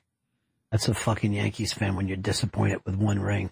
Yeah, I know. We deserve more. Try being an Indians fan, pal. Yeah. Here's the thing, why still be an Indians fan? I mean, at a certain fucking point, enough, dudes. You can't keep doing this to me forever. Look how fucking quick Kevin Brennan taps out if he's got the least bit of comfortability. Fuck this place. I'm 50 years waiting for the Jets. Wow, 50 years. How old are you? 48. Almost. So you were waiting 2 years in fucking baby heaven. No, I mean, well, it's been 50 years since they won. Almost 50 since they won the Super Bowl. 69, right? Yeah. So it was 70 they won in. 70. 68, 69 season. 68. Was 68 season? 68, and they won in January of 69. Man, just think, I mean, he turned that down, the 3 Super Bowls in a row. Yeah. That wasn't included in the deal. That was part of it. No, it wasn't. No, it was just, the Fez healed. No more out of pain is what you admitted to. I thought I took $1 billion. Yeah, Fez and your mom was out of they're the picture. both out. Yeah. They passed away in terrible pain. I don't remember the terms of that, but well, that's how the devil works, Earl. Fucking always fucks with you a little bit. You have some old cum on your feet, though. We didn't say how much cum. This guy might never fucking stop. Yeah. Yeah. You shooting ropes, Earl.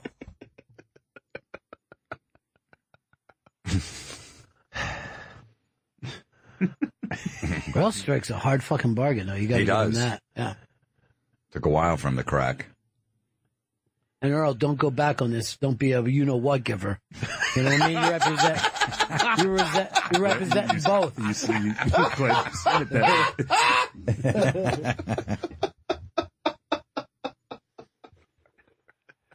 Great use of language, Ron. Thank you. Oh, well, you fucking did break. I'll give you that. Most people wouldn't, but you did. How do you think Sam Darnold feels? He could have been a franchise quarterback if Earl would have just said yes to that. What do you think of him? You think he's got the chance? I don't know. You never know with the rookies. RG3, perfect example, looked like he was going to the Hall of Fame after 1 year. Usually about the 3/4 way through the second season, you kind of can figure him out. That's what happens. You get fucking figured out. Yeah, well, as soon as Belichick comes up with a good defense or somebody. And then they all copy it. And they all copy it. So you don't know with him. He looks promising. There was too many picks. Well, you got no receivers. You would have a championship team if you would just let a guy blow a load on your feet. 3 years running. You know? No one's ever done it before. Never. You would have had everybody out there. You gotta wait a little longer, I guess, with Jet fans. That really is true. That's why fucking Brady and Aaron Rodgers are so amazing, because they fucking people know what they're going to do, and they still do it. They still can't stop them.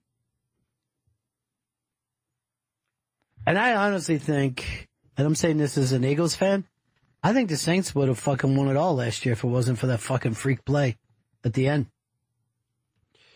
I think they would have beat the fucking Eagles. Yeah. I was jumping up and down when that fucking play happened. Where was that game last year? Because the Saints are great in a dome. It was in Minnesota. No, I mean the It was Super in a Bowl. dome, right? It was up in Minnesota. Yeah. Okay, yeah. Then I think they could have. Because they're, I mean, you just make me say Minnesota over and over, Jim. I'm starting to get... Well, no, because 2 years they were playing outside. Yeah, I know. It'll be a good game this week, the Saints versus the Rams. We'll see what they're made of. I'd like to see the Rams get fucking beat once, you know what I mean? When they fucking sitting around watching a perfect team from Miami. Look, I know, we can't have that happen. Who has the champagne every year? Mercury Morris. Right next to the Coke. Champagne and Coke. The Mercury Mars story. Ron, what do you think of Baker Mayfield and for the Browns? You know what? I think he's a tough kid. Yeah. You know what I mean? I like to have a tough fucking quarterback. So I think he's got a shot. Okay. I think he's got a real shot. What do you think? Yeah, I mean, I haven't been optimistic about a quarterback forever. Yeah. It reminds me of like a little mini Brent Favre. Yeah, the fact that he fucking, likes to fuck around. He hates the other team. Yeah. Yeah, he's got some fire in him. It's good that they got rid of that coach because he was going to ruin him. So. Of course he was. I don't know how the fucking coach lasted as long as he did. You don't fucking make a fucking move after the guy doesn't win a single fucking game. I'd have taken him out and shot him in the back of the fucking head. I can't live like that. He came on his feet. That would have been like when you put a canary in somebody's fucking mouth, right? After they've been talking. I would have made it a cum soak fucking canary. So when the canary come flying out, their fucking cum was splashing over everybody. His wings were just splashing. Still do the Italian necktie? Did he still do that? Was that wrapping a cock around your mouth and then fucking sucking it? Slit the throat and run the tongue. There's Italians here. They get their fucking feelings hurt. Come on. Hey, what happened to your meeting, Chris? Are you not happening? I was just texting them now, actually, but now I'm waiting for to hear back. Somebody told me Kevin Bryan's waiting for you outside after school. He's packing, too. He's got a temper. He does have a temper. And I know for a fact he has a piece. It's not good for me. It's not looking good. I mean, I'll tell him about the plugs. Maybe that'll calm down a little bit. Well, Chad and I were talking about this. There was some fucking article that was making a big deal about Louis coming back on stage and stuff like that. So they were sitting down in the cellar watching all the acts, and they were saying, there's one older, for some reason, respected comic who did, and, just all these fucking hideous lines, and it was Brennan. I was fucking dying reading this. Oh, really? They quoted his jokes, but they didn't say who it was. Yeah, without saying who it was. But we were all supposed to be horrified by it. And he's friends with Louis. Yeah. Of course he is. I was, I don't want to give away anybody's joke, but he had me on the fucking floor about a couple weeks ago. And I was actually standing next to fucking Louis, and we were dying. Kevin. Yeah, because what Kevin was saying. He's so funny, man. Because it really was, offensive. Good. And it was killing the room. I want him to do everything. Sure. I want him to go out there, be the Louis of old. I want to see it happen. Oh, not Louis. Fucking Brennan. Oh. Okay. Louis went up. Sorry. I mean, that's what I meant, Brennan. Yeah. Louis went up and was just like, hey, everybody. Hey, how's everyone doing? Okay. All right. That's it. I'm leaving. He's going into the one club, that, is going to give him the most shit. Right. Any other club, if he goes to, the Treehouse in Connecticut, the place is going to go nuts. Anyway, he goes to a Funny Bone in St. Louis. They're going to go insane. He's going to the one place where... Well, no one there gets mad at him. No. They write about it later. Right. Yeah, he's played Caroline's and, dropped in Caroline's, dropped in West Side. Yeah. But, I don't know, it feels like they got it in for Nome a little bit. Yeah, absolutely. When they're like, do you need to advertise them so people are warned in advance? But it's like, there's 6 other comics on the show. You don't know what they're going to say. Right. So something that the third comic that you don't even know who it is could say something that could trigger you. Sure. And get you upset. So that's just the way you go into a comedy club. Yeah. You might hear stuff that's going to strike a nerve. Yeah. Sometimes it strikes a nerve in me. Are we going to start listing all the topics of the 6 comics that are on every Comedy Cellar show? These are what the things they talk about. If you're uncomfortable at all, right, then, don't come in. It's an interesting fucking premise, though, where we are in the world, right? No, it is. Look, the comedy club's always been if you can't handle it, just don't go. You know what I mean? It's not a place for you. If you're really going to get offended by a lot of things, just don't go there. It's always been like that. I still ask all the club owners on the road if more people are walking out, and they say no.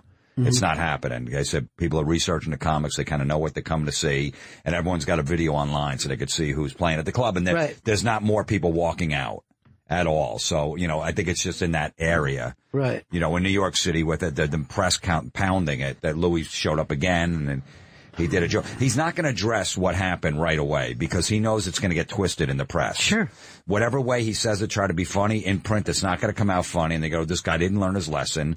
And he's going to wait because he knows everything's going to be, someone's going to record it or they're going to say, this is exactly what he said. And maybe he didn't say it that way. They twisted it to make fun, like he was making fun of the situation. Right. So that's why he hasn't addressed it. He's not, he hasn't been on stage in 9 months. He's not just going to come out and do all the serious stuff. He wants to work some rust off and just tell some jokes, get back in the gym, start working out again. He's not going to go lift 800 pounds on the bench press his first day back. Plus, why not save it for 60 minutes? You know what I mean? Exactly, yeah, when you need that, If you're going to do, like, a serious talk about it. Well, look, he already made his apology. He already admitted everything. It was a long, drawn-out apology. He already apologized. What else do you want? Michael Vick didn't have to deal with that abuse after he got out of prison. Right. He served his time with the Dogs. He went to the Eagles. He was playing really well there. He said he was sorry, did all that, did his time, and that was it. Yeah. It's true. It is, well, I mean, it's a very weird situation all the way through. He's not in any kind of legal problem. Who's saying? People online? That's who judges now? You know, the people online say, oh, I want him to say this. You're not going to be satisfied with whatever he says. And Earl, if he apologizes to anybody, it should be you about your feet. Yeah. Yeah, by the way, that was Louis that jerked off on your foot. Wait a minute. Oh, who did you want to do it? Yeah. Are you looking for A-Rod or Jeter? Like, which guy would you pick? If you have to pick the guy. Good night, everybody. Who would you pick? You know, you should pick. Where are you going, Earl? Where are you going? Why are you leaving? If you have to pick the guy, I mean, look, if I was going to do it, it'd probably be like a Dan Marino. Dan Marino would be. You know what I mean? Because he's an idol of mine. So I'd probably, there's no attraction there, but it would probably be him. Right. I wouldn't want a stranger. I'm like, So who would it be, Earl? Would it be Jeter? I mean, 4 rings? I'm going to guess. It's going to be Santa Claus. Kind of fucking Santa Claus suit. You think? Yeah. Chad, who would you pick? Jim Brown? No, I'd pick Bernie Kosar since he was the guy I grew up with. He's always drunk. And I don't know how long it's going to take. Yeah, it might take a little longer. And he might miss his aim. It's going to come out sidearm. Yeah. I got my guy. It's going to be fucking Chris from me. You know what I mean? No problem. Oh, wow. Yeah, I don't want to fucking meet a celebrity and have this thing happen. Right. Why not just a fellow that I know? But it's a coworker. Yeah, get this over with. Yeah. And then I can walk down to HR and have him fired. No! You guys are hilarious. Thanks so much for coming in today. Thanks Chris. for having us. Chris. Jim Florentine, Chad Zumach have been in studio. Jim's performing at Mohegan Sun in Wilkes-Barre, PA, November 9th and 10th, and Bananas in Hasbrook Heights, New Jersey, November 16th and 17th at JimFlorentine.com for tickets and all his dates. Chad's new album, A White Guy Named Chad, is available for pre-order on Friday. He's also headlining the Denver Comedy Works November 4th through the 7th. ComedyWorks.com for tickets and on Instagram at Chad Zumach. And Kevin Brennan, his website's KevinBrennanComedian.com. You get all his dates. Right back. Bennington. On this night of all nights, witching hour takes place. Ronnie fucking Bennington, gangsta lean at the wheel. Fuck you, motherfucker! I'll kill your whole fucking family! Helter Skelter on you! Helter Skelter on your house! He don't need anyone except maybe Gail. Oh no! Oh no! Ronnie fucking Bennington. I do got a great idea for a horror film. It's simply called Kid Killer. I'm afraid of the Benningtons. And it's about little kids. I'm afraid to disturb. They're getting killed at Chuck E. Cheese. I'm afraid of Chris Stanley. I want to see Kid Killer. I'm afraid of Gail. Throw something at Chris. Ow. I'm afraid of the Benningtons. They're like at Pixar movies and they're getting their throats cut. Don't let your parents leave you alone. Nothing you can do can protect your child from Kid Killer. Ronnie fucking Bennington. You want a hoagie, lady? It's made out of your own kid. That'll be the Philly scene. Oh, that's great. Ronnie wears shades. Ronnie used to do too much coke. Your dad leaves you to run into the store for a second. Kid Killer. Ronnie smokes cigars. Ronnie's pretty quick with a joke. Under your bed, in your closet. Kid Killer. Ronnie fucking Bennington. I ain't done killing kids yet. I'm gonna go all over Booth's Corner, out to Garden Valley, Ogden, Boothwyn, Twin Oaks Farms, Twin Oaks Village. I'm afraid of the Benningtons. You're a monster. I'm afraid to disturb. killing kids the whole time. I'm afraid of Chris Stanley. I want to see if this kid killer. I'm afraid of Gail. Oh no, they got my kid. I'm afraid of the Benningtons.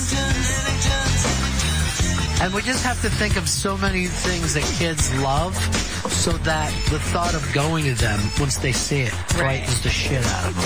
Vito thinks he's Bennington. Vito thinks he follows the flow. Anytime Vito jumps in, he takes us down a cul-de-sac we can't get out of. Vito tries to comment. Vito's always destined to choke. Until you learn to calm down. I don't want you on that mic. Vito's not a Bennington. I'll stare at my arms and I'll be like, that's black hair.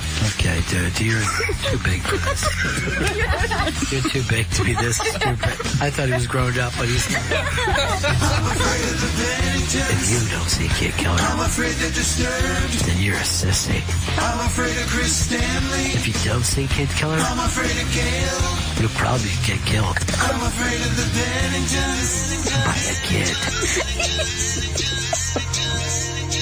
All your friends have seen Kid Killer. What's in the box? It's another kid. The Bennington Show is back, and you can follow us on Instagram at Bennington SXM, at Bennington SXM.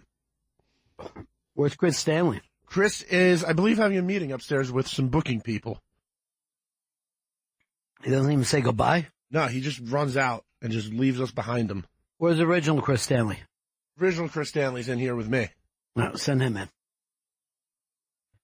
Earl, you wouldn't eat fried chicken? Yeah, I'm not a big fried. I'm not a wings guy either. What do you like? Fucking boiled leg? like the leg, thigh. Why don't you tell him? Vito, he doesn't like wings. Well, I mean, it's, just go with the flow, Earl. I don't like wings. I ate wings. What do you mean you don't like them?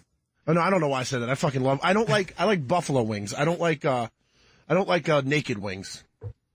Dude, you could have got these from anywhere. Who was behind this? Stanley? Yeah, Stanley was the man behind this. You know what? We should have Why get food that people don't like? We should have ordered from the wing place a few blocks away from here. Yes. That's what I'll do next time. We're ordering from fucking Anchor Bay. It's going to be right here. We're going to be living it up with those. Look, here's two things that happen. You order food that you don't like, and fucking Earl goes back for the same dumb picture. Every day. We want to get you standing in front of this. Come on, Earl. It's lined up with the same picture over and over, Earl. You know what you should have done, right? What? Had those guys pretend they were jacking on your feet. Actually, we did a shot You in did front that? of the bathroom. So you shot in the Why bathroom? they're jacking on you? They didn't not jacking and just pointing at my feet and laughing at me. Jack. Original Chris, how you doing, man? I'm well. How you doing? You're well now, but I heard you were sick, right? I was on Monday, yeah. Coming off a bit of a cold on the weekend. I was crook all week. No. I'm trying to cut down a little bit on the amount that I drink. I didn't know Australians could do that. Oh, it's tough. It's taken me a lot of years to get to this stage, but Sundays are going to be the toughest. I'm not going to lie. I think Sundays I'm going to have a little bit of a hiccup for football Sundays, but for You the like most American football? Love it. Love it. Ever since I've got here, it's been fantastic. Sundays are now all reserved for football from 1 o'clock until the end of the last game. It's the best. I was watching 9:30 last week. Yeah? 9:30. Watching the Eagles in London. Went all the way down watched to the see second my half of folks. that. Nice. Well, here's the thing. And Earl knows this. Since your season's over already, right? It's a Jets have no chance, right? Come on, Earl. They're 3-5. It's a bit over. It started. It was over after week 1. Well, it's not Giants bad, but it's not hopeless. Yes, it is. You can turn it around up to 3-5. You don't have the talent to turn the Jets team around. You're like, yes. I'm not saying it's gonna happen. I'm saying that it's possible. It's over, Ron. You're just trying to fight with him because you're mad over the fucking chicken wings that he got you, and you don't like chicken wings. You want a boiled chicken thigh. Boiled chicken thigh. I'll find a boiled chicken place for you next time, Earl. There's a place called Boilies. Go fucking take a look at it. All right, Vito, you get to bring up any topic right now. We don't have a lot of time left in the show. I never give you a lot of creativity. Okay. Here it is. This is your, because you know what? You did great yesterday. Thank you. Yeah. So here's what's been on my mind. Facebook has this thing where they show you a memory. So you see something that happened like 5 years ago. So it showed up this picture of me in a room full of things I stole from the night before because I got wasted at a party in college, and then on my way home drunkenly took a bunch of things from a sorority house on my way home. I took a rent sign, a cooler with a bunch of drinks in it, and outside of the house was a gas grill that I tried to pull all the way from their home into ours. And I was talking to some friends. Turns out a lot of people drunkenly steal shit. Like it's something people do. And I want to know if any of you guys ever got... I'm not a big thief, but I went to pick up my friends when they were busted and took a cop's hat and the, what's that called, like a nameplate that was on the desk? Yeah. And brought that home. And my parents still have it to this day. And I'm going, well, why do you still have that? And they go, well, I didn't want to get in any trouble by throwing it out and have it come back to us. They would track you back there. And then the statute's up on that, the statute of limitations, isn't it? Plus, it's a hat. I mean, what was I going to do? Go to jail for it? I don't think so. No, that's police equipment. So you'll probably like go. It's not like I took the gun though. I didn't say it was gun bad. Then I know Chris, we talked about this a while ago. Chris got drunk once and went into a Baskin Robbins and ran out with a cake. Yeah, Chris is a bad drunk, though. And he's also a fucking natural thief. One time, I was leaving this fucking place with my friend, and he's like, dude, look at this fucking patio furniture. You know, this house we were at? It was like an apartment or like a townhouse, but it was all out front. He goes, help me put this in the car. And I did. I put patio furniture in the car with him. It's like Godfather too. It's like, hey, we're just gonna bar. When CVS first started doing self-checkout, I figured out the easiest way to steal shit was just to not check everything out on the barcode thing. You just go in with a bunch of stuff. They make it very easy. They had to stop it in a lot of places because too many people were stealing shit. Yeah, you can't make it easy to steal. Then you're just you cannot have that kind of a thing in an Italian neighborhood.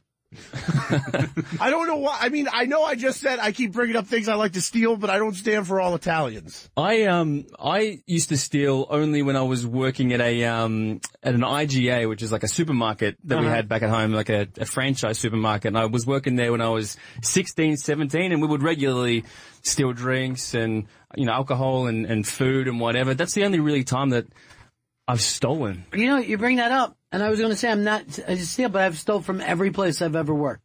Yeah. But I wouldn't go in and steal from a mall or something. Yeah. But wherever I worked, I'm like, you're getting if I could deserve this. I was getting $8.30 an hour or something like that. You thought, I'll just grab a couple of drinks during my shift, or, you know, if it's a Friday night, you'll just go into the liquor cabinet because everything's turned off. Right. They switch off the detectors, so you just go into the cabinet, take a couple of flasks or whatever, and Help walk straight out. yourself. Yeah, exactly. Lou in Oakland. Hey, how you doing? Good. I really enjoy your show. I don't drink anymore, but last time I did, I came home with a 45-pound cement chicken on a big wheel. You don't even know where it was from? Yeah, I went to a few parties the night before. I remember being on someone's porch. It's one of those porch chickens. Right.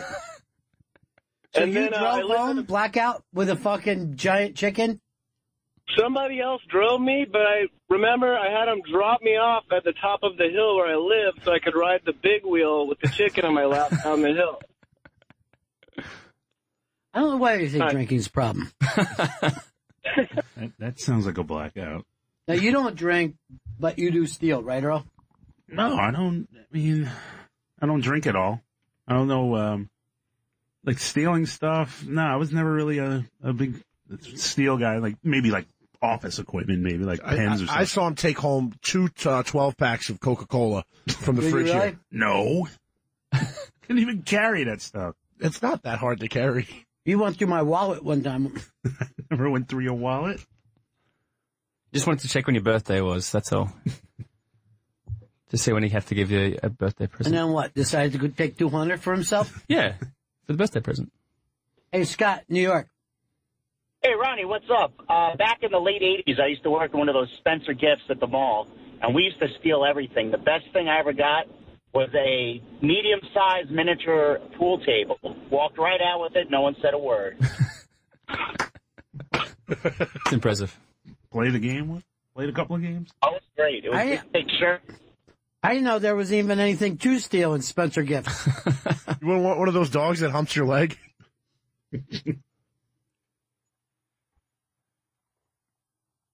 Bobby in Delaware. Yeah, so one time I was drinking with my friends, and we got a phone call that the guy that worked at Shoney's said the sign was broken. So they took down the other side of the sign. We went around back and stole the giant Shoney sign. Hey, Brad in Philly. Hey, Ronnie, just wanted to say, walking home from the streets in Philly drunk, my chick stole a scarf out of a car that was barely sticking out the door, and the whole thing came out, and it was an expensive scarf, I think a Gucci. I know, but you're lucky you guys weren't killed in Philly. A fair amount's not that bad. 844 Rock God, 844 Rock God. I'm going to be at Poughkeepsie, and according to them, there's only a limited amount of tickets left. That's Saturday, November 3rd, Laugh It Up Comedy Club in Poughkeepsie. Wait, that's this Saturday, right? Saturday, yes. Look, go to laughitup.net for tickets. Joe in Long Island. Joe. Hey, Ronnie. Back when we were in high school, we used to steal garden gnomes, but we would leave notes where the gnome was and sign it from the gnome like, I'm tired of this life in the garden. I'm going to see the world. And by the time high school was over, my mom had about 200 garden gnomes in the backyard. She didn't know where the hell they were coming from. We just kept showing up with them. You're like a little impractical joker.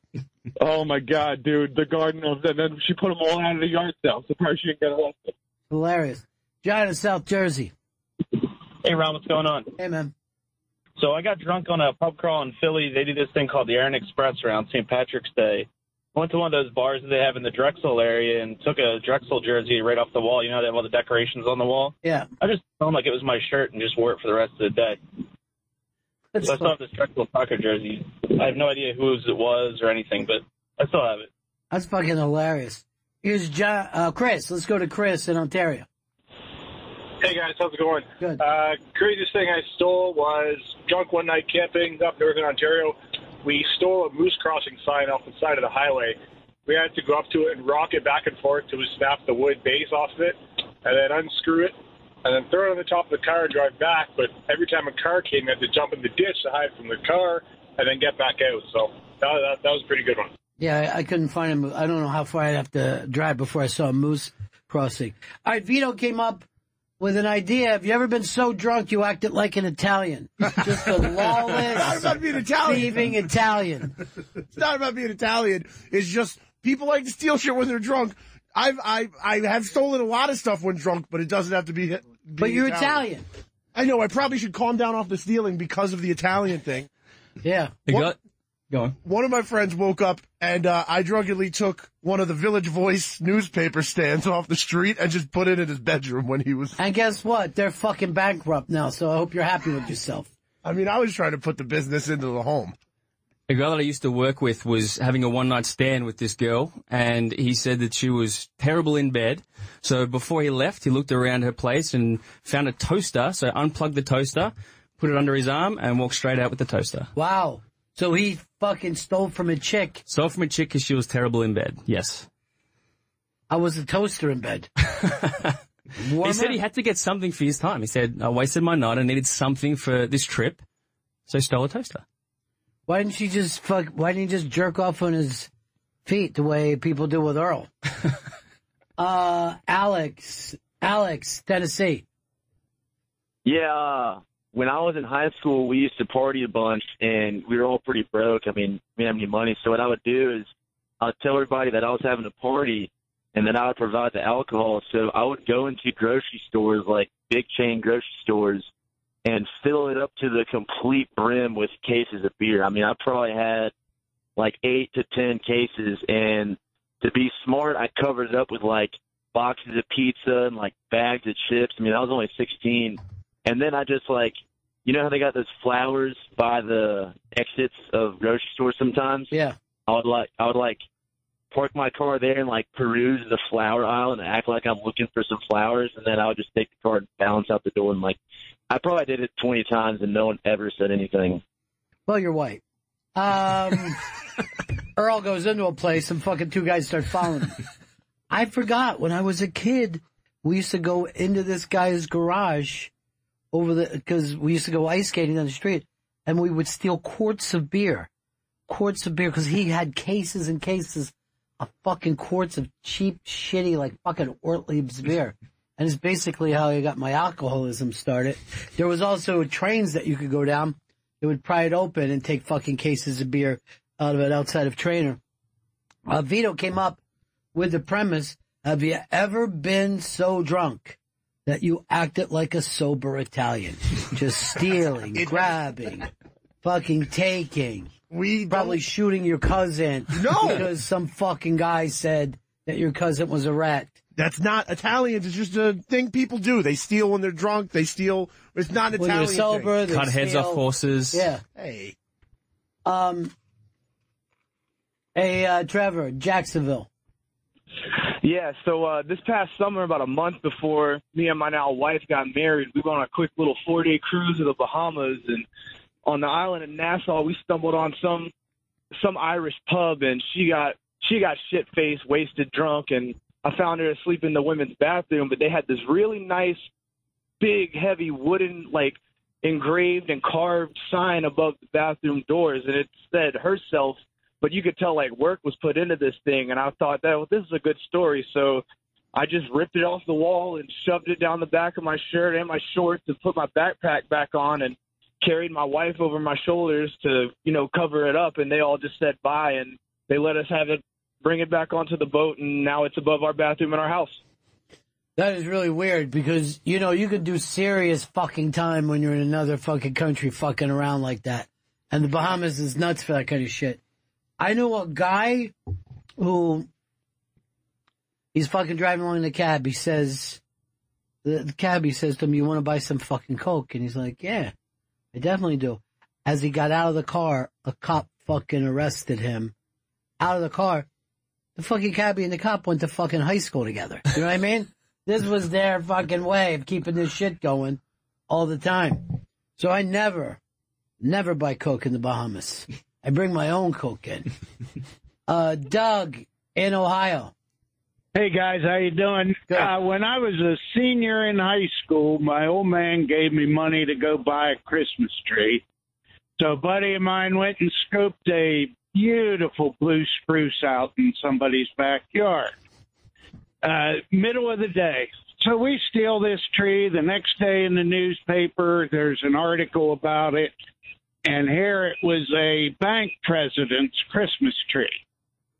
About 10 years later, my wife and I went to get a loan for a house, get a mortgage. Yeah.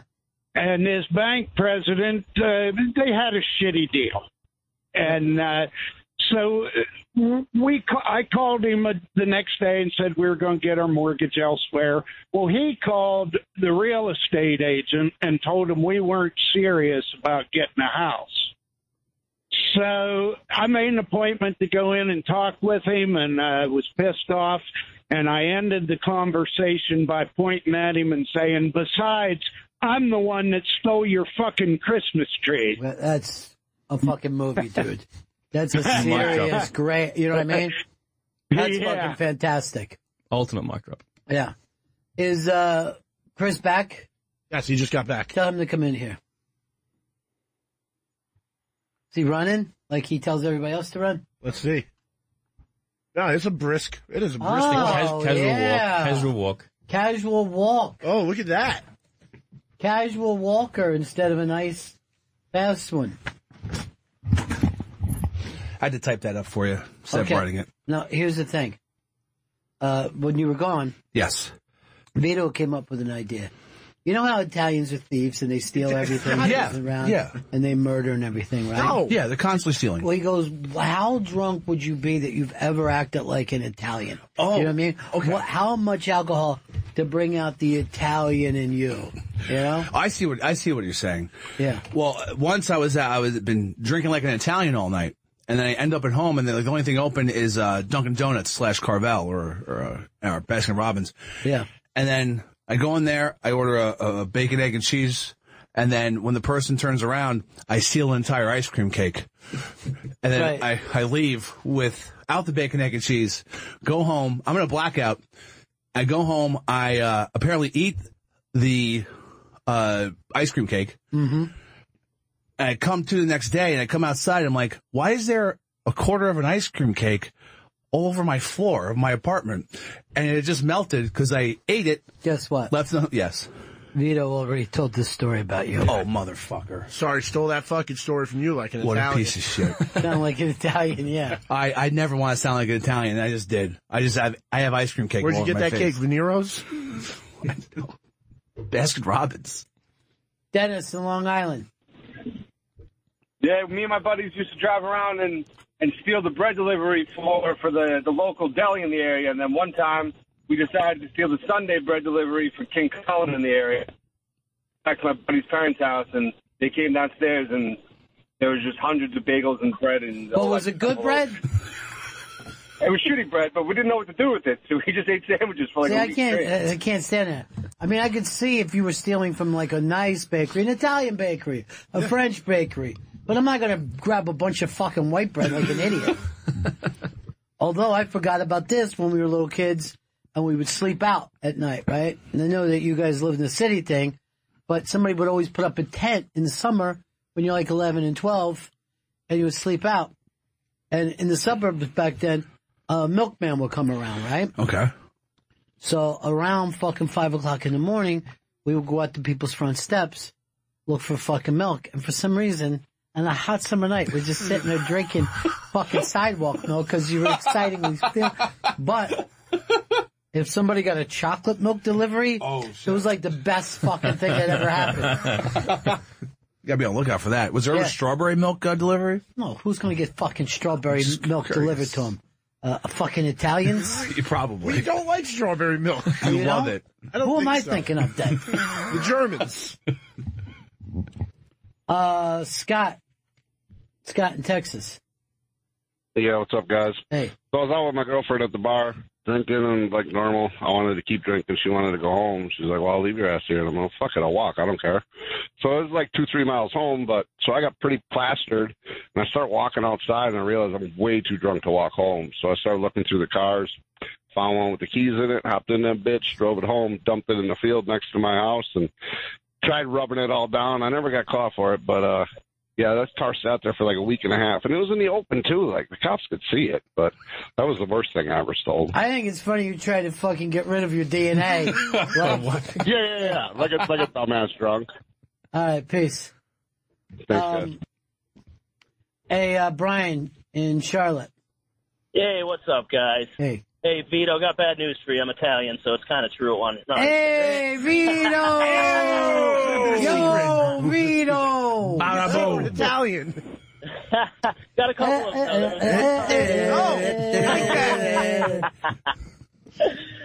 These are from when I lived in good old Syracuse. There was one time we were walking home from a bar. There was a limo.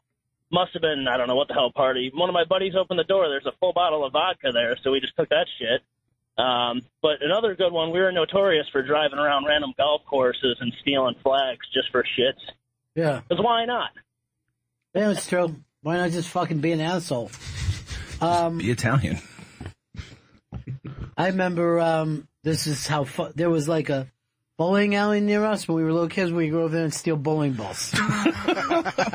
Why? What the fuck are we going to do? Because you could. Just the idea of walking out with a fucking bowling ball was very exciting. Ryan in Illinois. Yeah, I got two if you want them. The best one was tripping on acid walking home in the middle of the city. I walked up to the front of the grocery store. They had one of those big stand-up ashtrays that the garbage can underneath. The store manager was standing right in front of the door. I just stole it, dumped all the garbage out, waved at him, and walked away past 3 cops walking home the whole way a mile. That's good. I used to go to the Stop and Shop Hammered in my college days, and I would steal blocks of mozzarella cheese. Hey! Parmesan. Eat!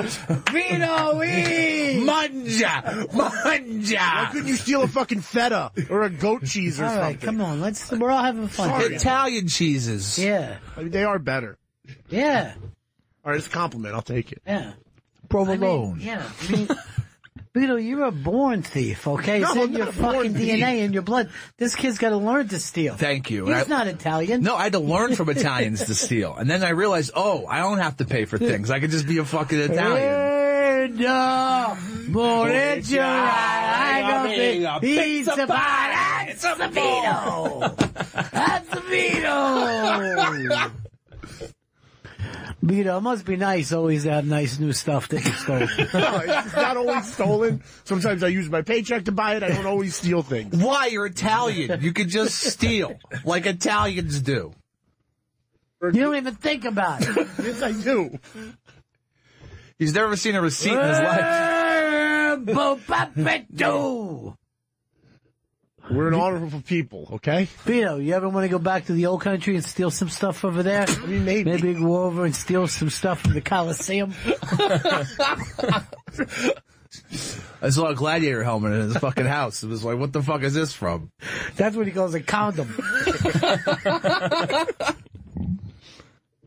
Hey, did you end up eating some chicken?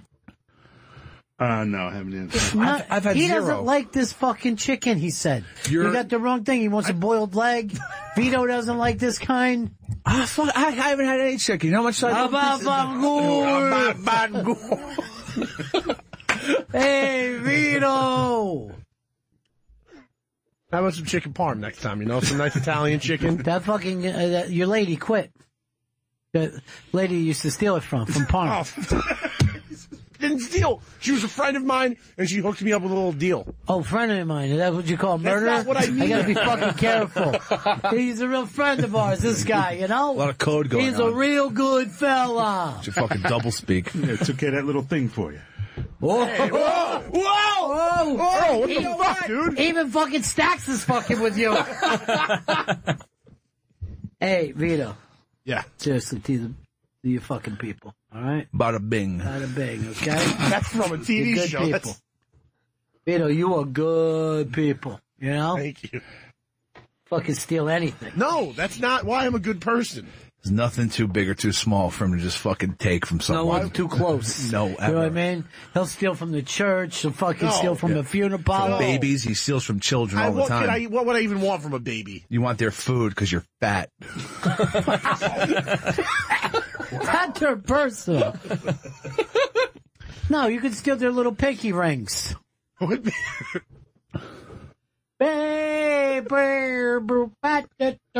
steals their underwear. Stop, Chris, stop man. making it weird. Look, very nice fucking time. Everybody's enjoying themselves. You Okay. come in, you're being a little rude. I think I'm a little hangry. I think that's all that's going on here. Why don't you have some chicken and fries? Where is that chicken and fry? It's right here. I'll take some of your chicken, Earl. Why are you taking Earl's? You got your own, right? Oh, yeah, okay, yeah, all right. Let's get him run in. All right. Good. Let's go over here to, let me go to Joey in Maine. Joey. Hey, Joey. Hey. Yeah. All right. I was never much of a thief, but I wasn't always a good person. Mm-hmm. So there's this one time when I was in prison, I stole one of them wooden-handled toilet plungers and one with a long wooden handle. Yeah. And me and 3 other guys went down to this pedophile cell, knocked him out, stuck that plunger in his ass, and gave it a kick. It seems like you're gay. You know what I mean? Well, like, that's a little... I mean, if you're going right for the ass stuff, you're gay. Am I wrong? You're not.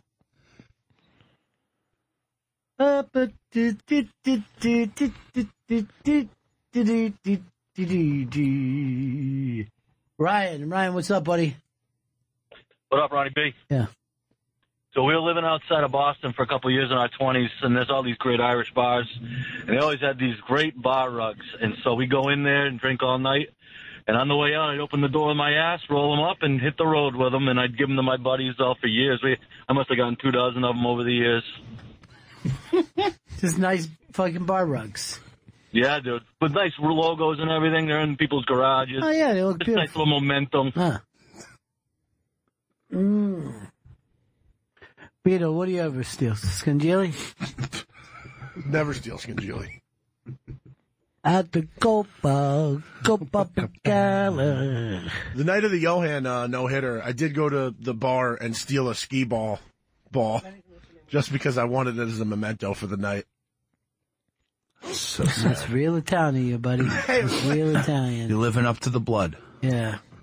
Beautiful. And what happened when you had to go feed your grandmother's chickens that she kept in the apartment? I felt shame. That's where he sleeps now. It used to be the coop. He's sleeping in a coop like a fucking slave. I mean, it's the quickest way to get eggs. Hey, man, come on. Don't be like that, Vito. Don't be every fucking stereotype there is. Hey, Rocco. Rocco in New Jersey. Hey, how you doing? Hey, good. How are you? I'm good. Good. Back in high school, me and my friends used to steal girls' panties, and then we would like trade them like they were baseball cards. It was really weird. Yeah, okay. Not wrong. It's Italian. Rocco, you're Irish, right? Like, you're not Italian, are you? No, I'm full-blooded Italian. Come on, man. How about rice balls? You ever steal any rice balls? I mean, if they're hot and fresh out the oven, why not? Even if they're cold, he'll take them. Is that right? Yeah. I have an eating problem. No. I never noticed. Oh, hey, Charlie. Charlie, what's up, buddy? Hey, when I was 19, I went to the bar with a bunch of buddies, and we got drunk, and I was making out with a chick, so they left me. So I walked down the river to go home about 50 miles away, ran into a horse, saddled it up, rode it on home, and let it loose when I got to the house. The next day, there was in the paper, it was like a prize-winning show stallion worth like $25,000. Jesus. 2 days later, it showed up home. It's the head in someone's bed. Yeah, there's a tradition of shooting horse thieves. That's what scares me about this one. And it was in Kansas, too, and it's still on the books. They could have hung me. Yeah, no kidding. Oh, yeah. Well, you know, the power of booze. Yeah, what are you going to do? You know what I mean? Just drink some more, I guess. Bring out the Italian in anybody. Oh, yeah. Abbafangulo, you know? Chris, come on. You don't even know what that means? No. You don't know what that means for real? I don't know what that means, no. Isn't it fuck you? Yeah. Oh. I used it incorrectly. Yeah, you fucking telling me, fuck you. Oh, shit. Well, eat your chickie. You look like you're nervous around I do it. want some chicky. Chickie? What are you, a fucking... Yummy chicky. You call chicken chickie? Yeah. What do you call a fucking chickpea? A pea. All right, enough of you tearing into it like that. Push it aside. You're eating it like it was a fucking live body. He's tearing at it like a fucking lion on a zebra carcass. It's delicious. I don't know Did I take you back, Earl?